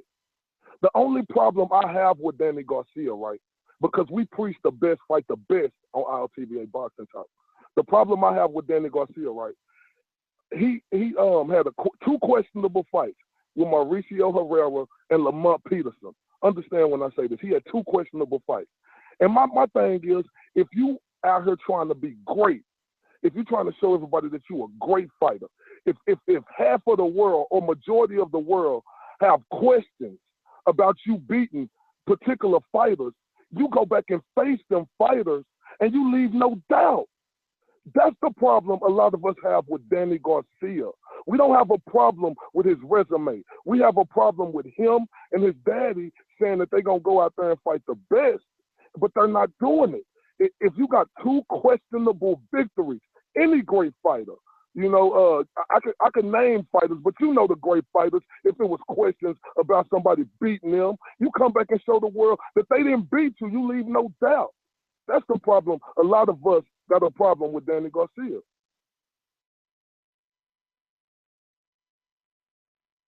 All right, you said you had a few subjects. Keep going, baby. Okay, and I'm on PBC, like I was saying. On PBC, Al Haymon, even though it's not the best fights in the world, and we don't have on our TBA Boxing Talk, we get on Al Haymon ass for not making all these fighters out here fight the best. See, that's a problem that I have with Al Haymon. I have with Keith Thurman, even though Keith Thurman and Sean Porter fighting. All these fighters out here, they was reaching for that Mayweather fight, right? Everybody was screaming Mayweather. And my thing is like this. Mayweather is no longer in boxing. Or he was finna go out of boxing, and we all knew that. And as a young fighter, when you coming up and you trying to be great, you fight each other. And then when you fight each other and you beat everybody, then you become king. Then everybody around the world will see you as the best fighter in the world, and you will have that popularity like Mayweather did. And that's the only person that I don't have a problem with is Sean Porter, because Sean Porter calls out all these fighters, him and his daddy. They're willing to fight anybody, but the rest of these welterweights out there, and a lot of these fighters out here, like the 168 pound division, you got Badu Jack, Andre Darrell, I think his name Adrian Gonzalez. It's just it's stacked now. If anybody who know boxing, go look at the 168 pound division. We need to preach for them fighters in 168 to fight each other. I want to see Badu Jack versus James DeGaulle. I want to see James DeGaulle versus George Groves, the only man who ever gave him a loss on his fight, and just the rivalry of that fight. I want to see all them fights. I want to see if I remember his name, Caleb Smith, the young up-and-coming fighter out the UK. I want to see him fight a George Groves. I want to see Arthur Abraham, all them fighters that fight Andre Darrell, or Andre Darrell fight George Groves. I want to see the best fight the best. We as the fans, that's a problem that I have with a lot of these fighters. I apologize if my phone goes dead, but that's a problem I have with a lot of these fighters. They're not fighting the best. See, that's the reason why I love all these fighters. But, I don't never want to get too close with these fighters. I don't really care, because when you give a fighter all the praise in the world, they want to pat you on your back. But when you criticize them about something they do, then they want to call you all types of names, try to say you ain't got no credibility and this and that. But we as the fans, we the one who go to these fights and pay to get in these fights, right? We the one who watch these fights on TV. And we pay to watch these fights on TV. We the one, as the fans, we talk about these fights. So I got a problem when these fighters have a problem with us asking them questions. I was in Dallas at the Earl Spence fight in the Charlo brothers card. I got it on my boxing page. I asked the Charlo brothers. I was trying to get their attention. Why y'all not trying to fight Demetrius Andrade?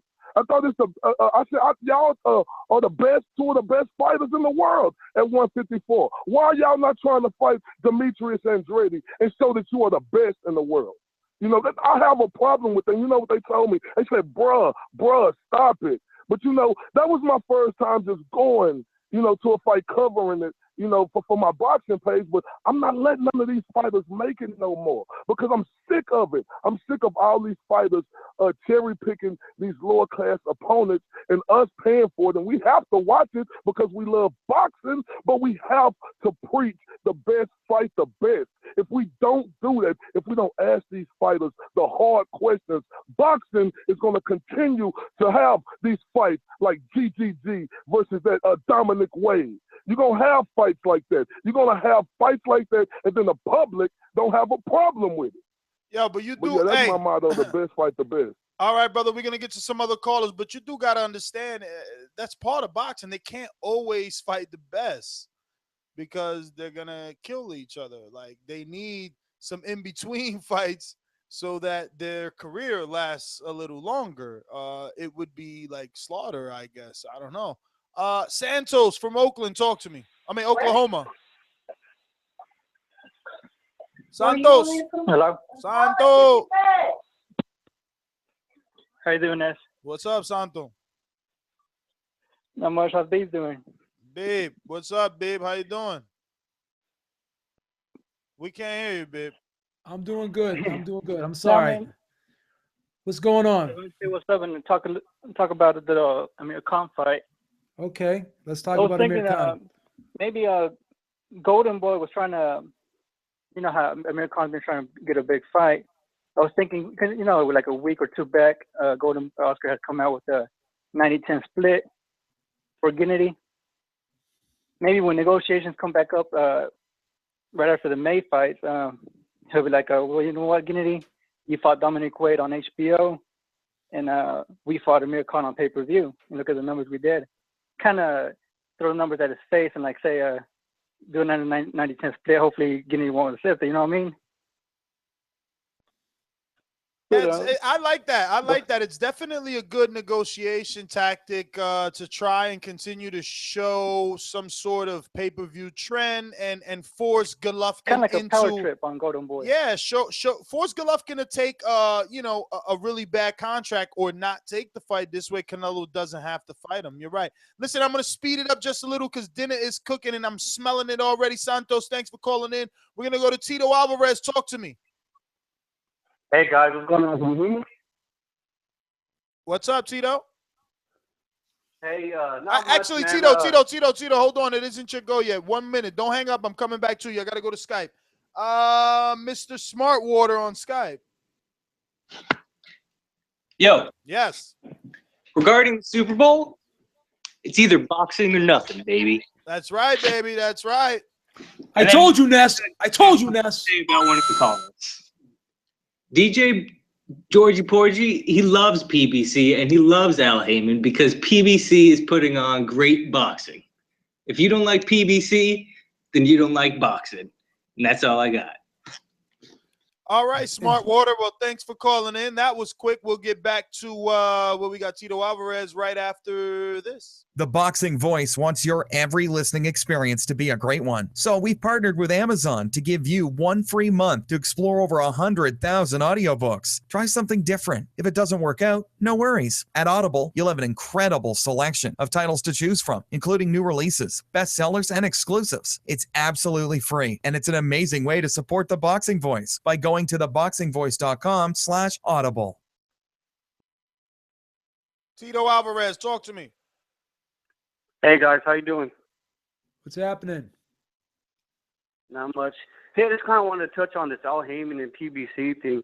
I mean, I know a fighter out here in San Antonio who's pretty close to Leija Bata Promotions, and he told me that the Leija Bata Promotions, they co-promote with PBC out here, and he told me that those guys were pulling out of the PBC fights for, I mean, whoever knows what reason. I can only assume it may be because of money. You go to these fights here, and they're not even sold out. I mean, there's a lot of empty seats. So, and you know how Al Haymon likes to pay his fighters pretty good. So who knows? I mean, that may be a reason, why they're pulling out. So. Yeah, unfortunately, brother, I know Mike Bata from Leija Bata Promotions. As you know, I forgot. Oh, actually, Hoon Kim won the glove that Mike Bata had signed for us. So I was asked this question, I think Friday, and I text, and he says no. That I'm actually gonna read what I text, what was text back to me rather, once I find it. But yeah, no, they just said that there isn't any fights. Here we go. Where we at?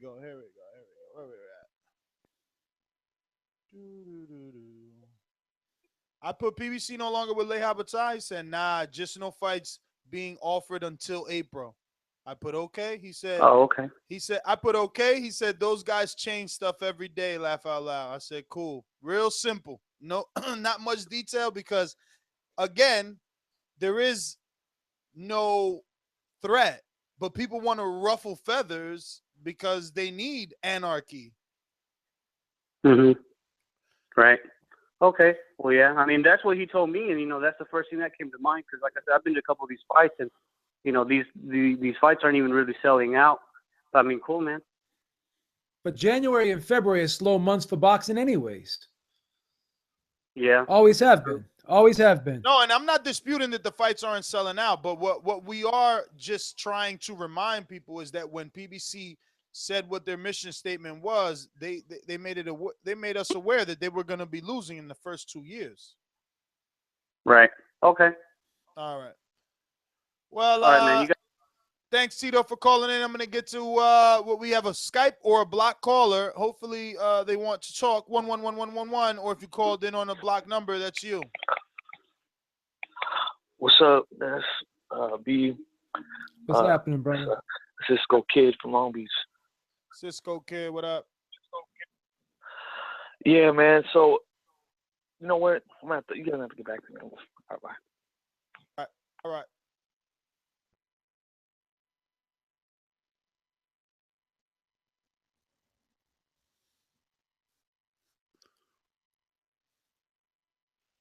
Looks like he dropped off, so we're going to take it out to alumni. Ladies and gentlemen, I'd like to introduce to you a young fella, and he comes from the Magnolia.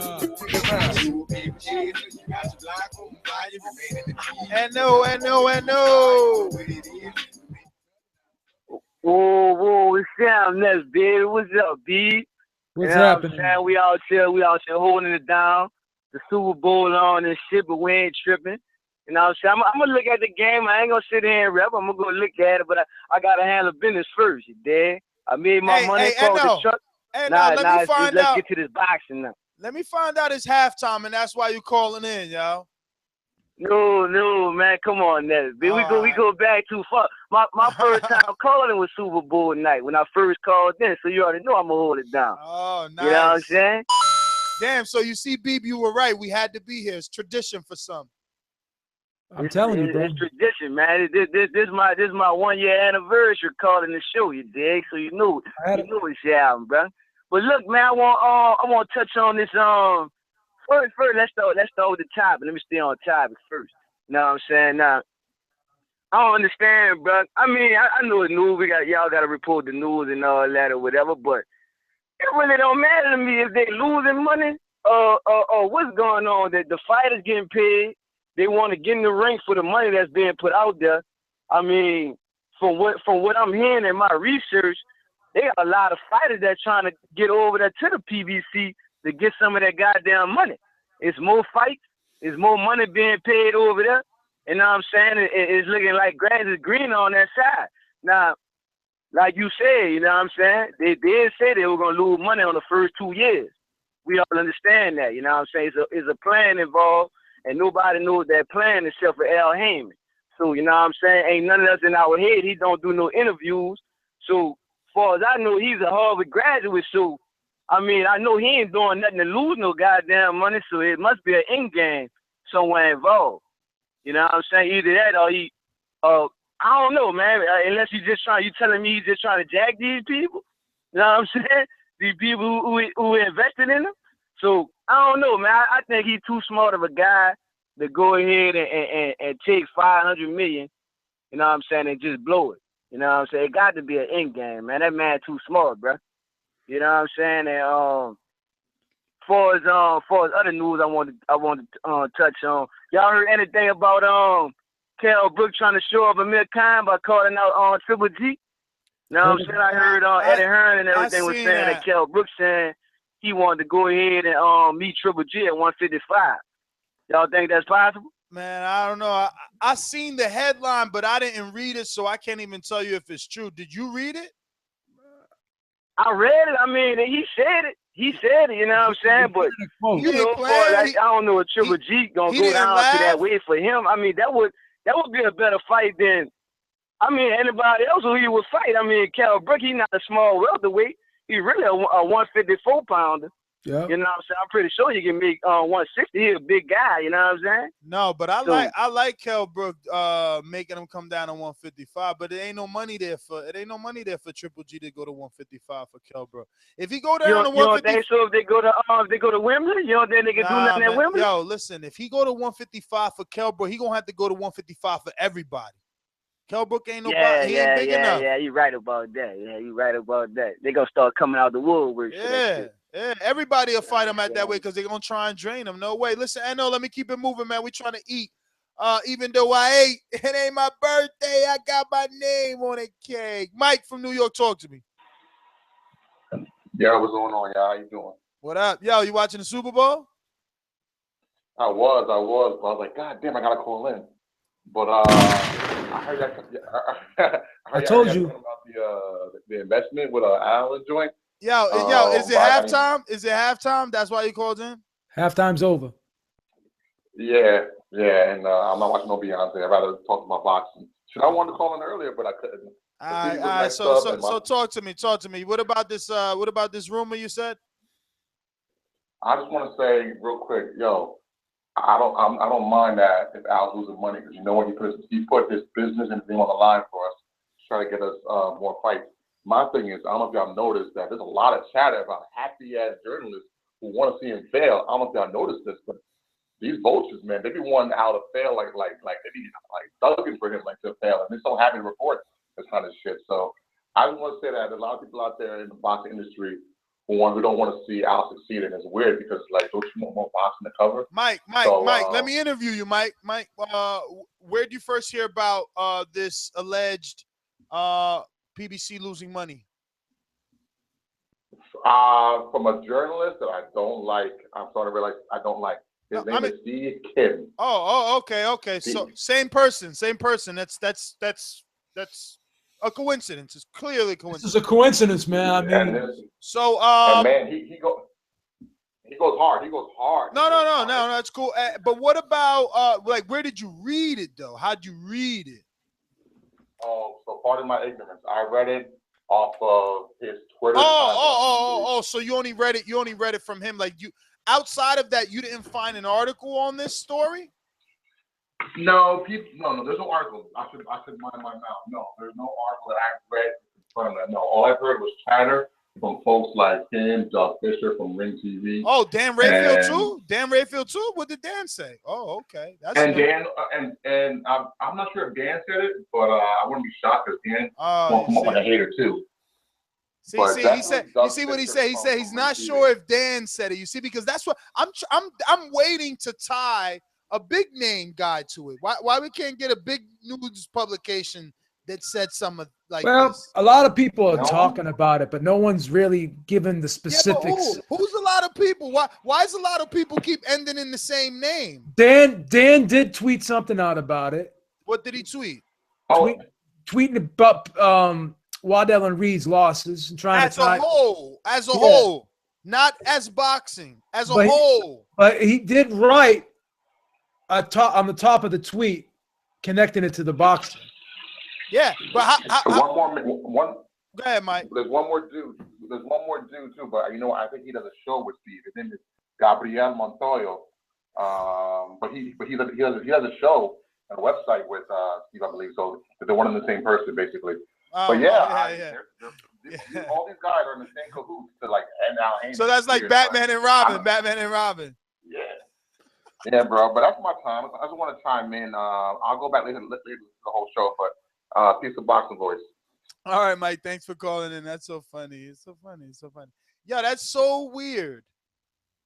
That it just keeps stemming. You don't understand. You can sit there and say whatever. I told you this was a waste of time. No, it's not a waste of time because I'm telling you, I already told you what was going to happen. Hey, look, I'm going to tell you what's going to happen. Look, someone from Boston is calling and they checking up on the beep. 508 in Boston. Who's this? 508. Oh, beep. They hung up soon as. That's a Brockton number. They don't play in Brockton. Beep got an ex-girl chasing him. 386. You're up. Who's this? Florida. Hey, what's up? Hey, what's up? What's going on, man? What's happening? Hey, my name's Alex, and I'm watching the game. Oh no! Why are you watching the game? Why are you mad? He's calling in and watching the game. That's dedication. Hey, Alex, at least you're calling in, man. Thanks for dedication. Thanks for tuning in with us, man, and having a Super Bowl TBV edition. So what's going on, brother? What's on your mind? Talk to us. I just want a lot of subscribers. That's all. You just want a lot of subscribers? Man, don't we all, Alex? We're going to get out of here, man. Thanks for calling in, Alex. Alex is out of control. He wants a lot of subscribers. So do we. Everybody wants that, right? Yo, you got to check out this chat. Hilarious. Chat's killing me. I know.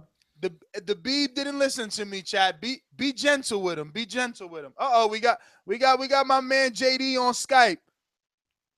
JD, what's going on, Iceberg Slim? What's going on, man? What up? Yo, hey, Ness, do me a favor. Let off a shot for me, man. That's for the guy that called in talking about he don't like a guy that don't even talk in the media. Dude hating Dude said, I don't like Al Haymon. You say why? For Adrian Broner? What? Look, man. This is why focus on the negative. Look at matter of fact, let off one more shot for me, man. That's for the other guy that called in talking about the fact that Keith Thurman and they not fighting nobody when he's scheduled to fight Sean Porter. Like what are guys even talking about, man? I just don't get it. This guy putting on good shows for free. You know what? I'm not even gonna try to understand the mentality of the negative minded person when it comes to free boxing. I'm not even gonna try. I give up. JD, let me interrupt you real quick. Since you're calling in on Skype, what exactly are you calling into? Because people keep asking on Skype. I keep saying what I think is right, but you tell them, what did you just do to call in on Skype? Well, basically, I just click your name, and then I just click call. Like, you know what I'm saying? Like, it ain't hard.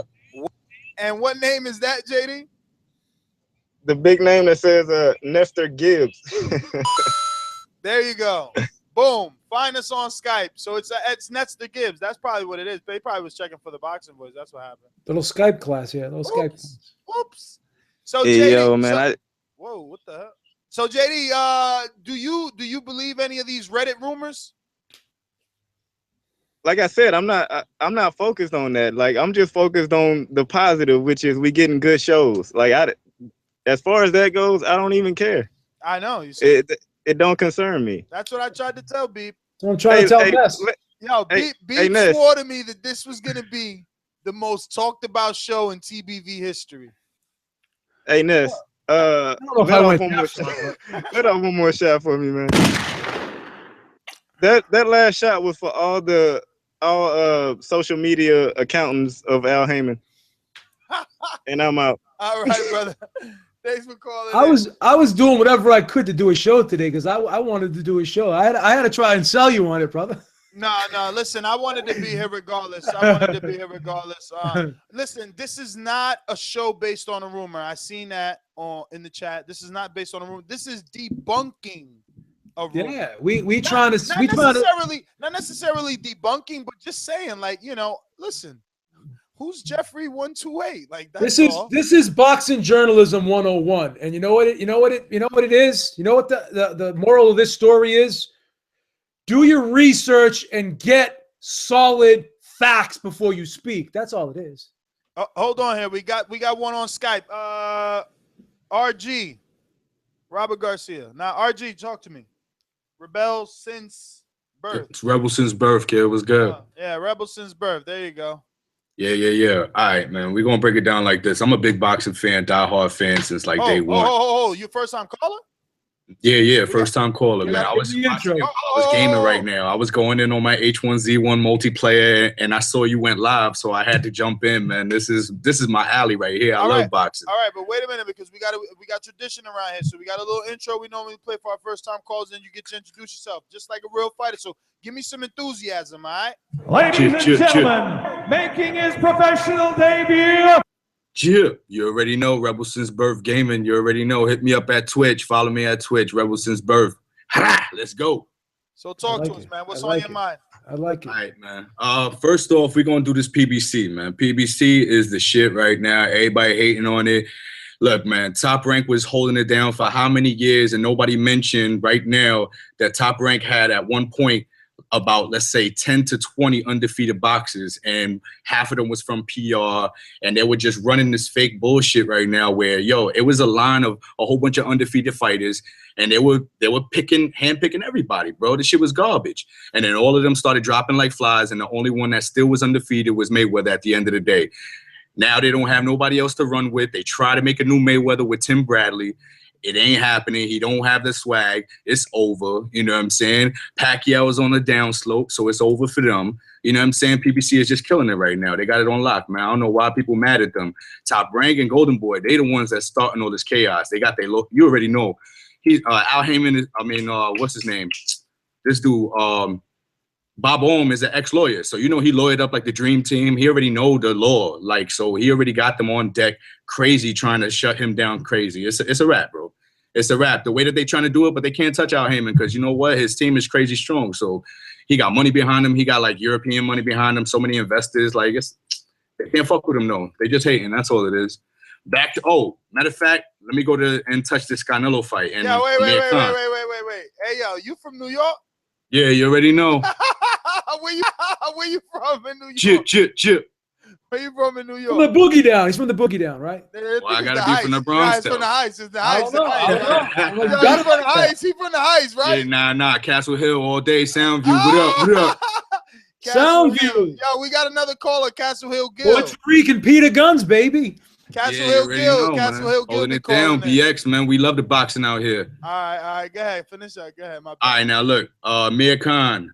Now, everybody's saying that Mir Khan's a flop. Okay. I would agree, but then again, he does have potential ever since he went with Virgil, man. Ever since he been with Virgil, he stepped it up a little bit, man. People got to give him his props. He's a growing boxer. He's a young boy. You know what I'm saying? Like, give him his maturity and growth. You know what I'm saying? Like, I've been watching him, following him. I'm not a big fan of him, but, you got to appreciate to what he brings to the table. And I could say that he got the best of both worlds with Freddie Roach and Virgil. You know what I'm saying? Freddie Roach just told him all offense. You know what I'm saying? He told him how to just, throw punches and flurries, just like Pacquiao. You know what I'm saying? Virgil told him a little bit of defense and footwork. Not defense in particular. Let's say footwork and ring generalship. He knows how to grab. He knows how to elbow. He knows how to fucking, veteran moves. You know what I'm saying? He knows how to use the ring well. So, when it comes to Canelo, I don't know if he's built like that yet. You know what I'm saying? Canelo really doesn't have that ring generalship or footwork yet. You know what I'm saying? It could be another Lara night, you know what I'm saying, where he'll end up getting robbed, but he clearly might outbox him if he doesn't get chin checked. Let's be clear. He will get checked. If he does get chin checked, the night's over. But if he fights a clean fight, and I've seen him do this, you know what I mean? I was really impressed when he came back with Virgil. You know what I mean? He looked like a whole new fighter. Danny Garcia, they got to stop hating on Danny. You know why? Because, I know I'm going to hear some flack for this, but Mayweather been doing this shit forever. He had them hand-picking fights, and he's, look, we could go back and forth, and I could clearly tell you there's a lot of hand-picking. How come he never fight Margarito? How come he never fight Mosley in his prime? Oh, my God. Listen. There's a lot of people that look. Hey, Rebel Sinsberg. Wow. Listen, we're not going to go that far in the well. This is a Sunday Super Bowl show. Dr. Mofongo, what's up, my friend? DR in the building. Let me see. We're gonna go to Cut West. Talk to me. Hey, what's up, Ness? I applaud you for having the balls to do like a show on the Super Bowl weekend, but I'm a huge football fan, so sorry about that. I got to leave. But, I told you, Ness. This show is important. Yeah, PBC is the future. Thanks, Al Haymon, and that's all I have to say, man. Ball squad! All right, brother. Cut West, thanks for calling in. We got Kuko from Brooklyn. You're talking all that tough shit until I get fucking mad one of these fucking days. Watch. I don't give a fuck. I do whatever the fuck I want. You talking all that tough shit, but después está como fucking. Oh! Yo! Kuko! Yo, my man, the motherfucker knocked the motherfucking ball off that. Oh shit! Yo, Kuko! We got you. We got you, man. I'm all fucked up. This an episode of Love and Hip Hop on the air, baby. Can I give my theory of what happened? It's a soundbite. He was supposed to be sitting on the couch watching a game with wifey, and he was like, no, I got to call TBV. And she was like, if you go call TBV, it's going to be problems. And he still came and called. That's what happened, right, Kuko? Hell fucking yeah, man. Yo, my man, I didn't even know. Yo, I fell out all that shit, man. What it's about. You didn't want to do it. I'm not going to beat on a dead horse. You know how I stand about this Amir Khan and Khan shit. I mean, and fucking Canelo. What I want to know is, what the fuck is Midas doing fighting Montiel? That's what I'm saying. It's a comeback fight, though. What I'm saying. No, wait a minute. Okay. He beat the shit out of him. Get out of here. All right. But listen, he just fought the guy you've been wanting him to fight for like 2 years, right? We've been wanting Abner Mars and Leo Santa Cruz to fight each other for 2 years. He fought him, and it was a tough fight. He got beat up. A lot of shots. So he doesn't deserve an easy fight? I don't understand that. Where's this logic that every fight got to be tough? You deserve an easy fight when you don't throw shit. He came and said Leo wasn't on his level. So, but he got beat up. On his level, then what Montiel is? He got beat up, in my opinion. So let me ask you this: it doesn't matter. I know he got beat up. I saw the fight too, just like you. You gotta keep. But nevertheless, man, you know what? A fight is a fight. I am gonna watch it, whether it's a mismatch or not. Just like I'm gonna watch Pacquiao and Bradley and all these other mismatches. But you know, yeah, I guess you're right. He deserves, a soft touch after a beatdown. Yo, bro, it's just no difference. Listen, Kiko Martinez went to the UK and got battered around by Frampton and Quigg. It is what it is. And now look, Leo Santa Cruz is going to try to do it, and I bet you he doesn't knock him out. The other two guys knocked him out. Not for nothing. Didn't Montiel look like a champ in his last fight? I forgot who he fought. Yes, he looked better. Fought recently, like 3 months ago. He fought versus Lee Selsby. Tough. Versus Lee Selsby, it was on this TV. He fought, and it was a decent fight. He looked good, but he fought tough. But then I think his better years were in the lower weight class. Listen, he's still past his prime. He's still way past his prime. I know what you're saying. He's past his prime, but at the end of the day, a tune-up is a tune-up, man. We just gotta understand that in boxing is not football. You can't go up against the best team every weekend. It don't happen like that. Yo, I feel you. 100%. You know what this looks like to me? Like Ruslan Pobornikov against Jose Luis Castillo, man. Yo, that shit almost brought a tear to my eye, man. I couldn't hold up to watch that shit. But you see the problem with that? I mean, the difference in that is that people will say, oh, well, we don't care that Ruslan fought Castillo because it wasn't on TV. It was in Russia somewhere. But that's the thing. I don't think like that because I wish I could have seen Ruslan versus Castillo on my TV and not on a stream. That's all. So I saw that on the stream. I ain't even gonna front. Okay, but see it on the stream. But would you prefer to have seen it on your television regular, just turning the channel? Well, of course. I will always prefer to watch it on my 70 than on my whatever. Exactly. 18, what my laptop is. And that's my point. Like, how am I a fanboy because I'd rather watch boxing on TV, like any other fucking fan of whatever sport they into? Football ain't streaming the Super Bowl right now on a fucking laptop or a cell phone. Is that boxing fans are so stupid. Like, we rather prey on the downfall of PBC when all it's doing is uplifting our sport. When's the last time? Hey, shut your mouth, man. I mean, it's the truth. PBC and Al Haymon, man. It's the truth. It's the truth. They hating on it. When's the last time we had boxing on Tuesdays and Sundays? And people still find a way to hate on it. They crazy, bro. Listen, I got to move on. I'm trying to eat this dinner. Stop arguing with your girl. Go do it. 1. You're up. 1. Block caller. Next. That's the same troll again. 714. She's a dude. 714. Here. Yo. Yeah. What's up? Turn that football game down, bro. I know. I got the kids here. I got everybody here. How's it going, brother? Yeah, but are you watching the football game? No, I'm not at all. I'm just hosting it. And I keep telling them that, you know what, I'm a boxing fan first and foremost. I told you, Ness. I don't even know who the hell's playing. Yo, he's such a... I'm just kicking the... You're faking it right now. You know you are. No, he's not, Ness. No, he's not. I'm not. I'm not. Ask me questions, man. I'm a huge boxing fan. I'm a boxing historian. What's up, baby? Oh, so tell us, did you hear the rumors of this alleged PBC losing money? Yes, I have heard the rumors. Where did you hear it at? They're down to half. I actually heard it through T Street Controversy. And where did he find the information? What was his source? I have no idea, but I know it was. Are you sure? Because I watched this video. Are you sure? Because I watched this video. I do my research. You want me to tell you what's his source?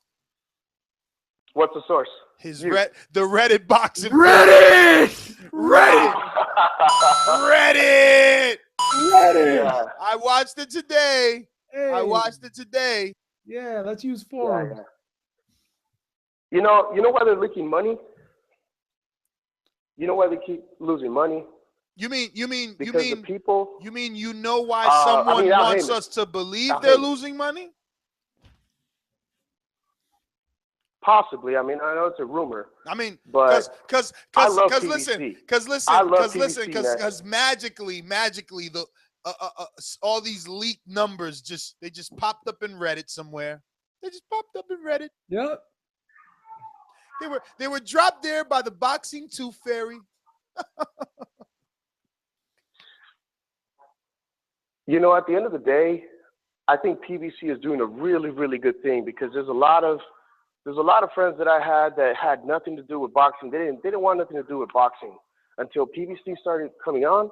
They didn't have HBO or Showtime. They just had antenna. So they started watching Danny Garcia. They started watching Keith Thurman. They started watching Erislandy Lara. They started watching all these fighters, and all of a sudden, they're huge boxing fans.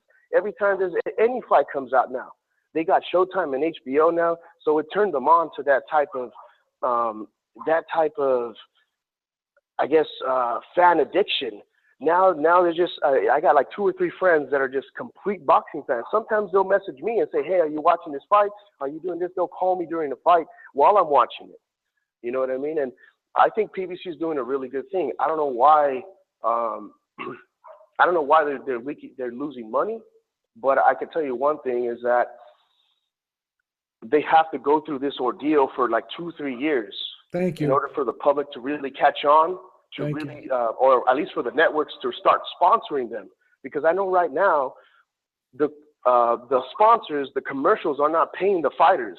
And we got to get to a point where the sponsors are actually paying the fighters to where they're paying them millions of dollars. I don't know, whatever they're worth, but to where they're paying them millions of dollars. I don't know if you've heard that Adrian Broner. I think it was one of your interviews. Yeah, it's Keith Thurman too. He's not getting the right money. The networks are not paying him enough so that he could get a fight with Danny Garcia. So obviously that type of money is not there yet. Al Haymon is supplying all that money, and now he's starting to run out. Well, at least the rumors are saying that. But one thing I can tell you is that PBC is a really good thing. It's the best thing that's ever happened to boxing in 15, 20 years because they're back on Fox, they're back on CBS, they're back on NBC. And Spike and all kinds. I don't even know which other network, BET, Spike TV. So one thing I got to say is that PBC is definitely doing a really good thing.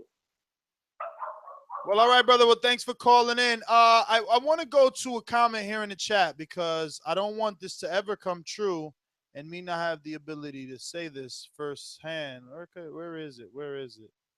It was basically something like, oh, here we go. We found it. From my man, I guess money. I need money.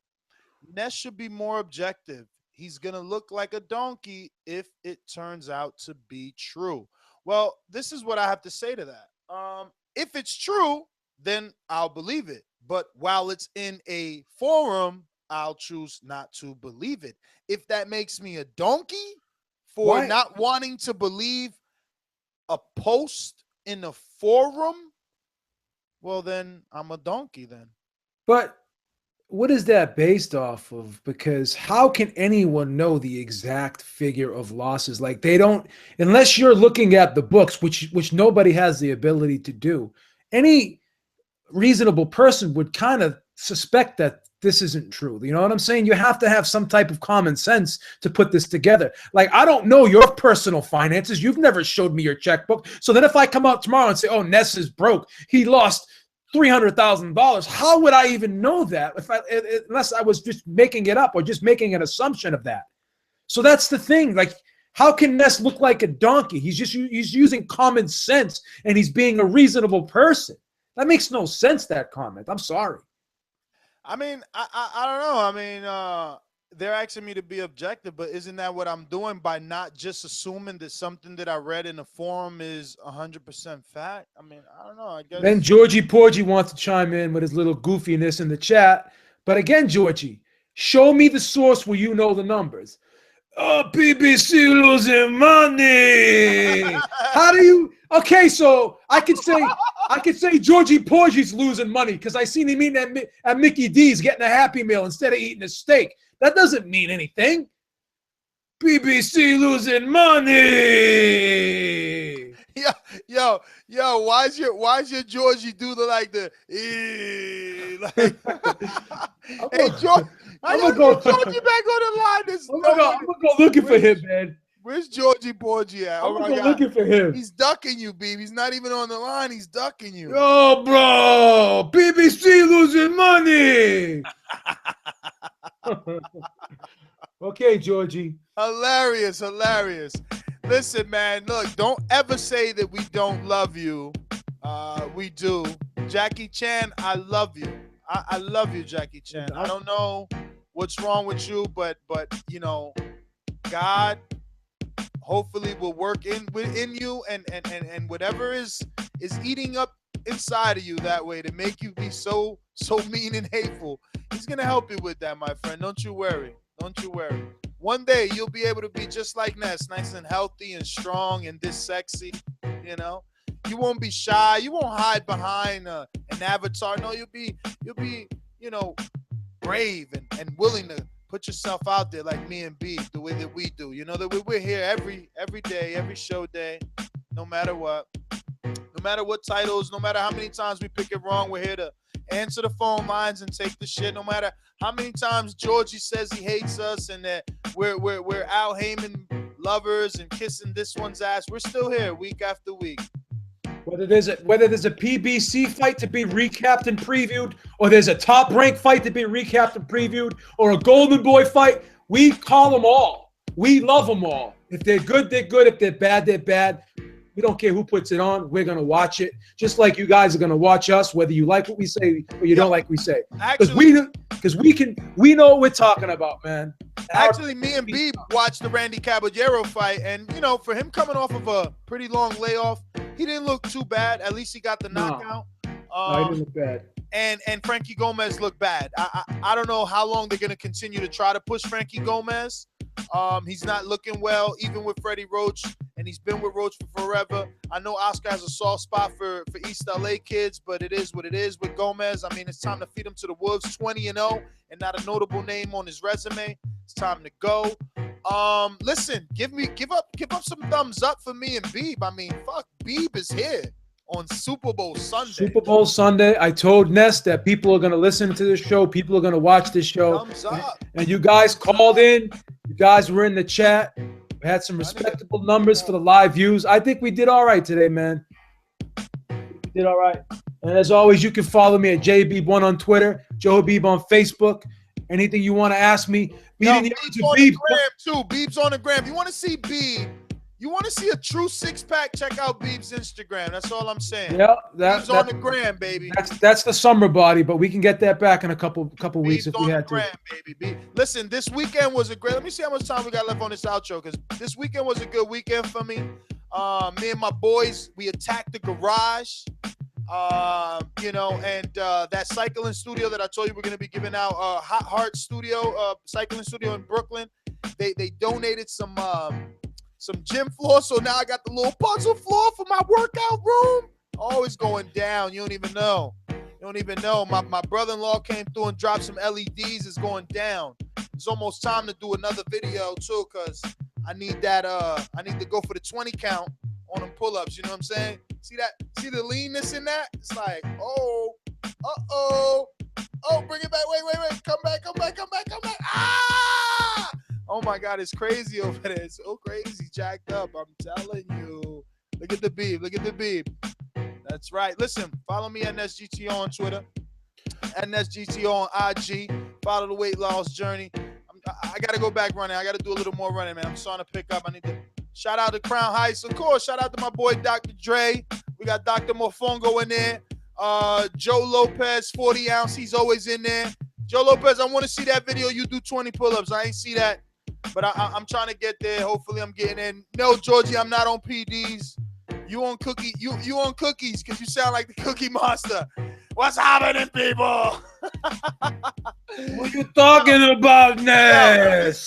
This dude, man, Mangrifel, right? I don't even understand him. He's there every week, but just to hate every single week. I'm gonna just love you. I'm gonna understand that I gotta take my haters Take the views. Take the views. Take the views. The good views, the bad views. Shout out to Tasha J. Who else we got? Oh, Monsterpiece. Shout out to Monsterpiece. Monsterpiece in Wood the house. God. Shout out to my boy Wood. Wood all over the place. Wood is on tour. He's on internet tour doing mad podcasts all over the place. Jackie Chan. Shout out to Jackie Chan. I'm gonna pray for you tonight, my friend. Marty Sway. Shout out to you. Young OG. Miguel. V-Town Boxing fan. All right, man. That's enough for today anyway. We out of here, yo. And just thank you for tuning in. Remember to rate us 5 stars on iTunes. Very, very important. If you want to show some support, you excited that we gave you a Super Bowl edition show, drop that donation, cop a shirt, share an article, like a video. Show some support, man. And just for a heads up, Beating the Odds with Beeb is coming back. We're going to do Sean Porter versus Keith Thurman. And we're going to do Amir Khan versus Canelo Alvarez. We got a lot of them coming up. We bring it Beating the Odds with Beeb back for all the people that missed it. Coming back strong. When can we expect that exactly? That's Sean Porter one's right around the corner. And I got to look at some more fights, too, that I could possibly do. So that's going to be for the actual Sean Porter show for that fight? Yes. Like for that preview fight? Yeah, we got to do it. So that would be that Thursday of that particular week. Couple weeks, 2 weeks, we're going to do it. Damn, it's 2 weeks away, that fight? Really? No, that fight's about 3.5 weeks away, but I'm gonna do this preview right before the fight, so be about 2.5, 3 weeks. All Tickets right. already purchased, so I'm ready. Yeah, man. So am I, man. We just waiting on the Mario to confirm, waiting on Matt to confirm. But other than that, a couple of people coming with me, brother-in-law, best friend, a couple of other friends, a couple of female friends. We could be friends. Yo, Nets GTO on Instagram. See you later. We out. Thank you for using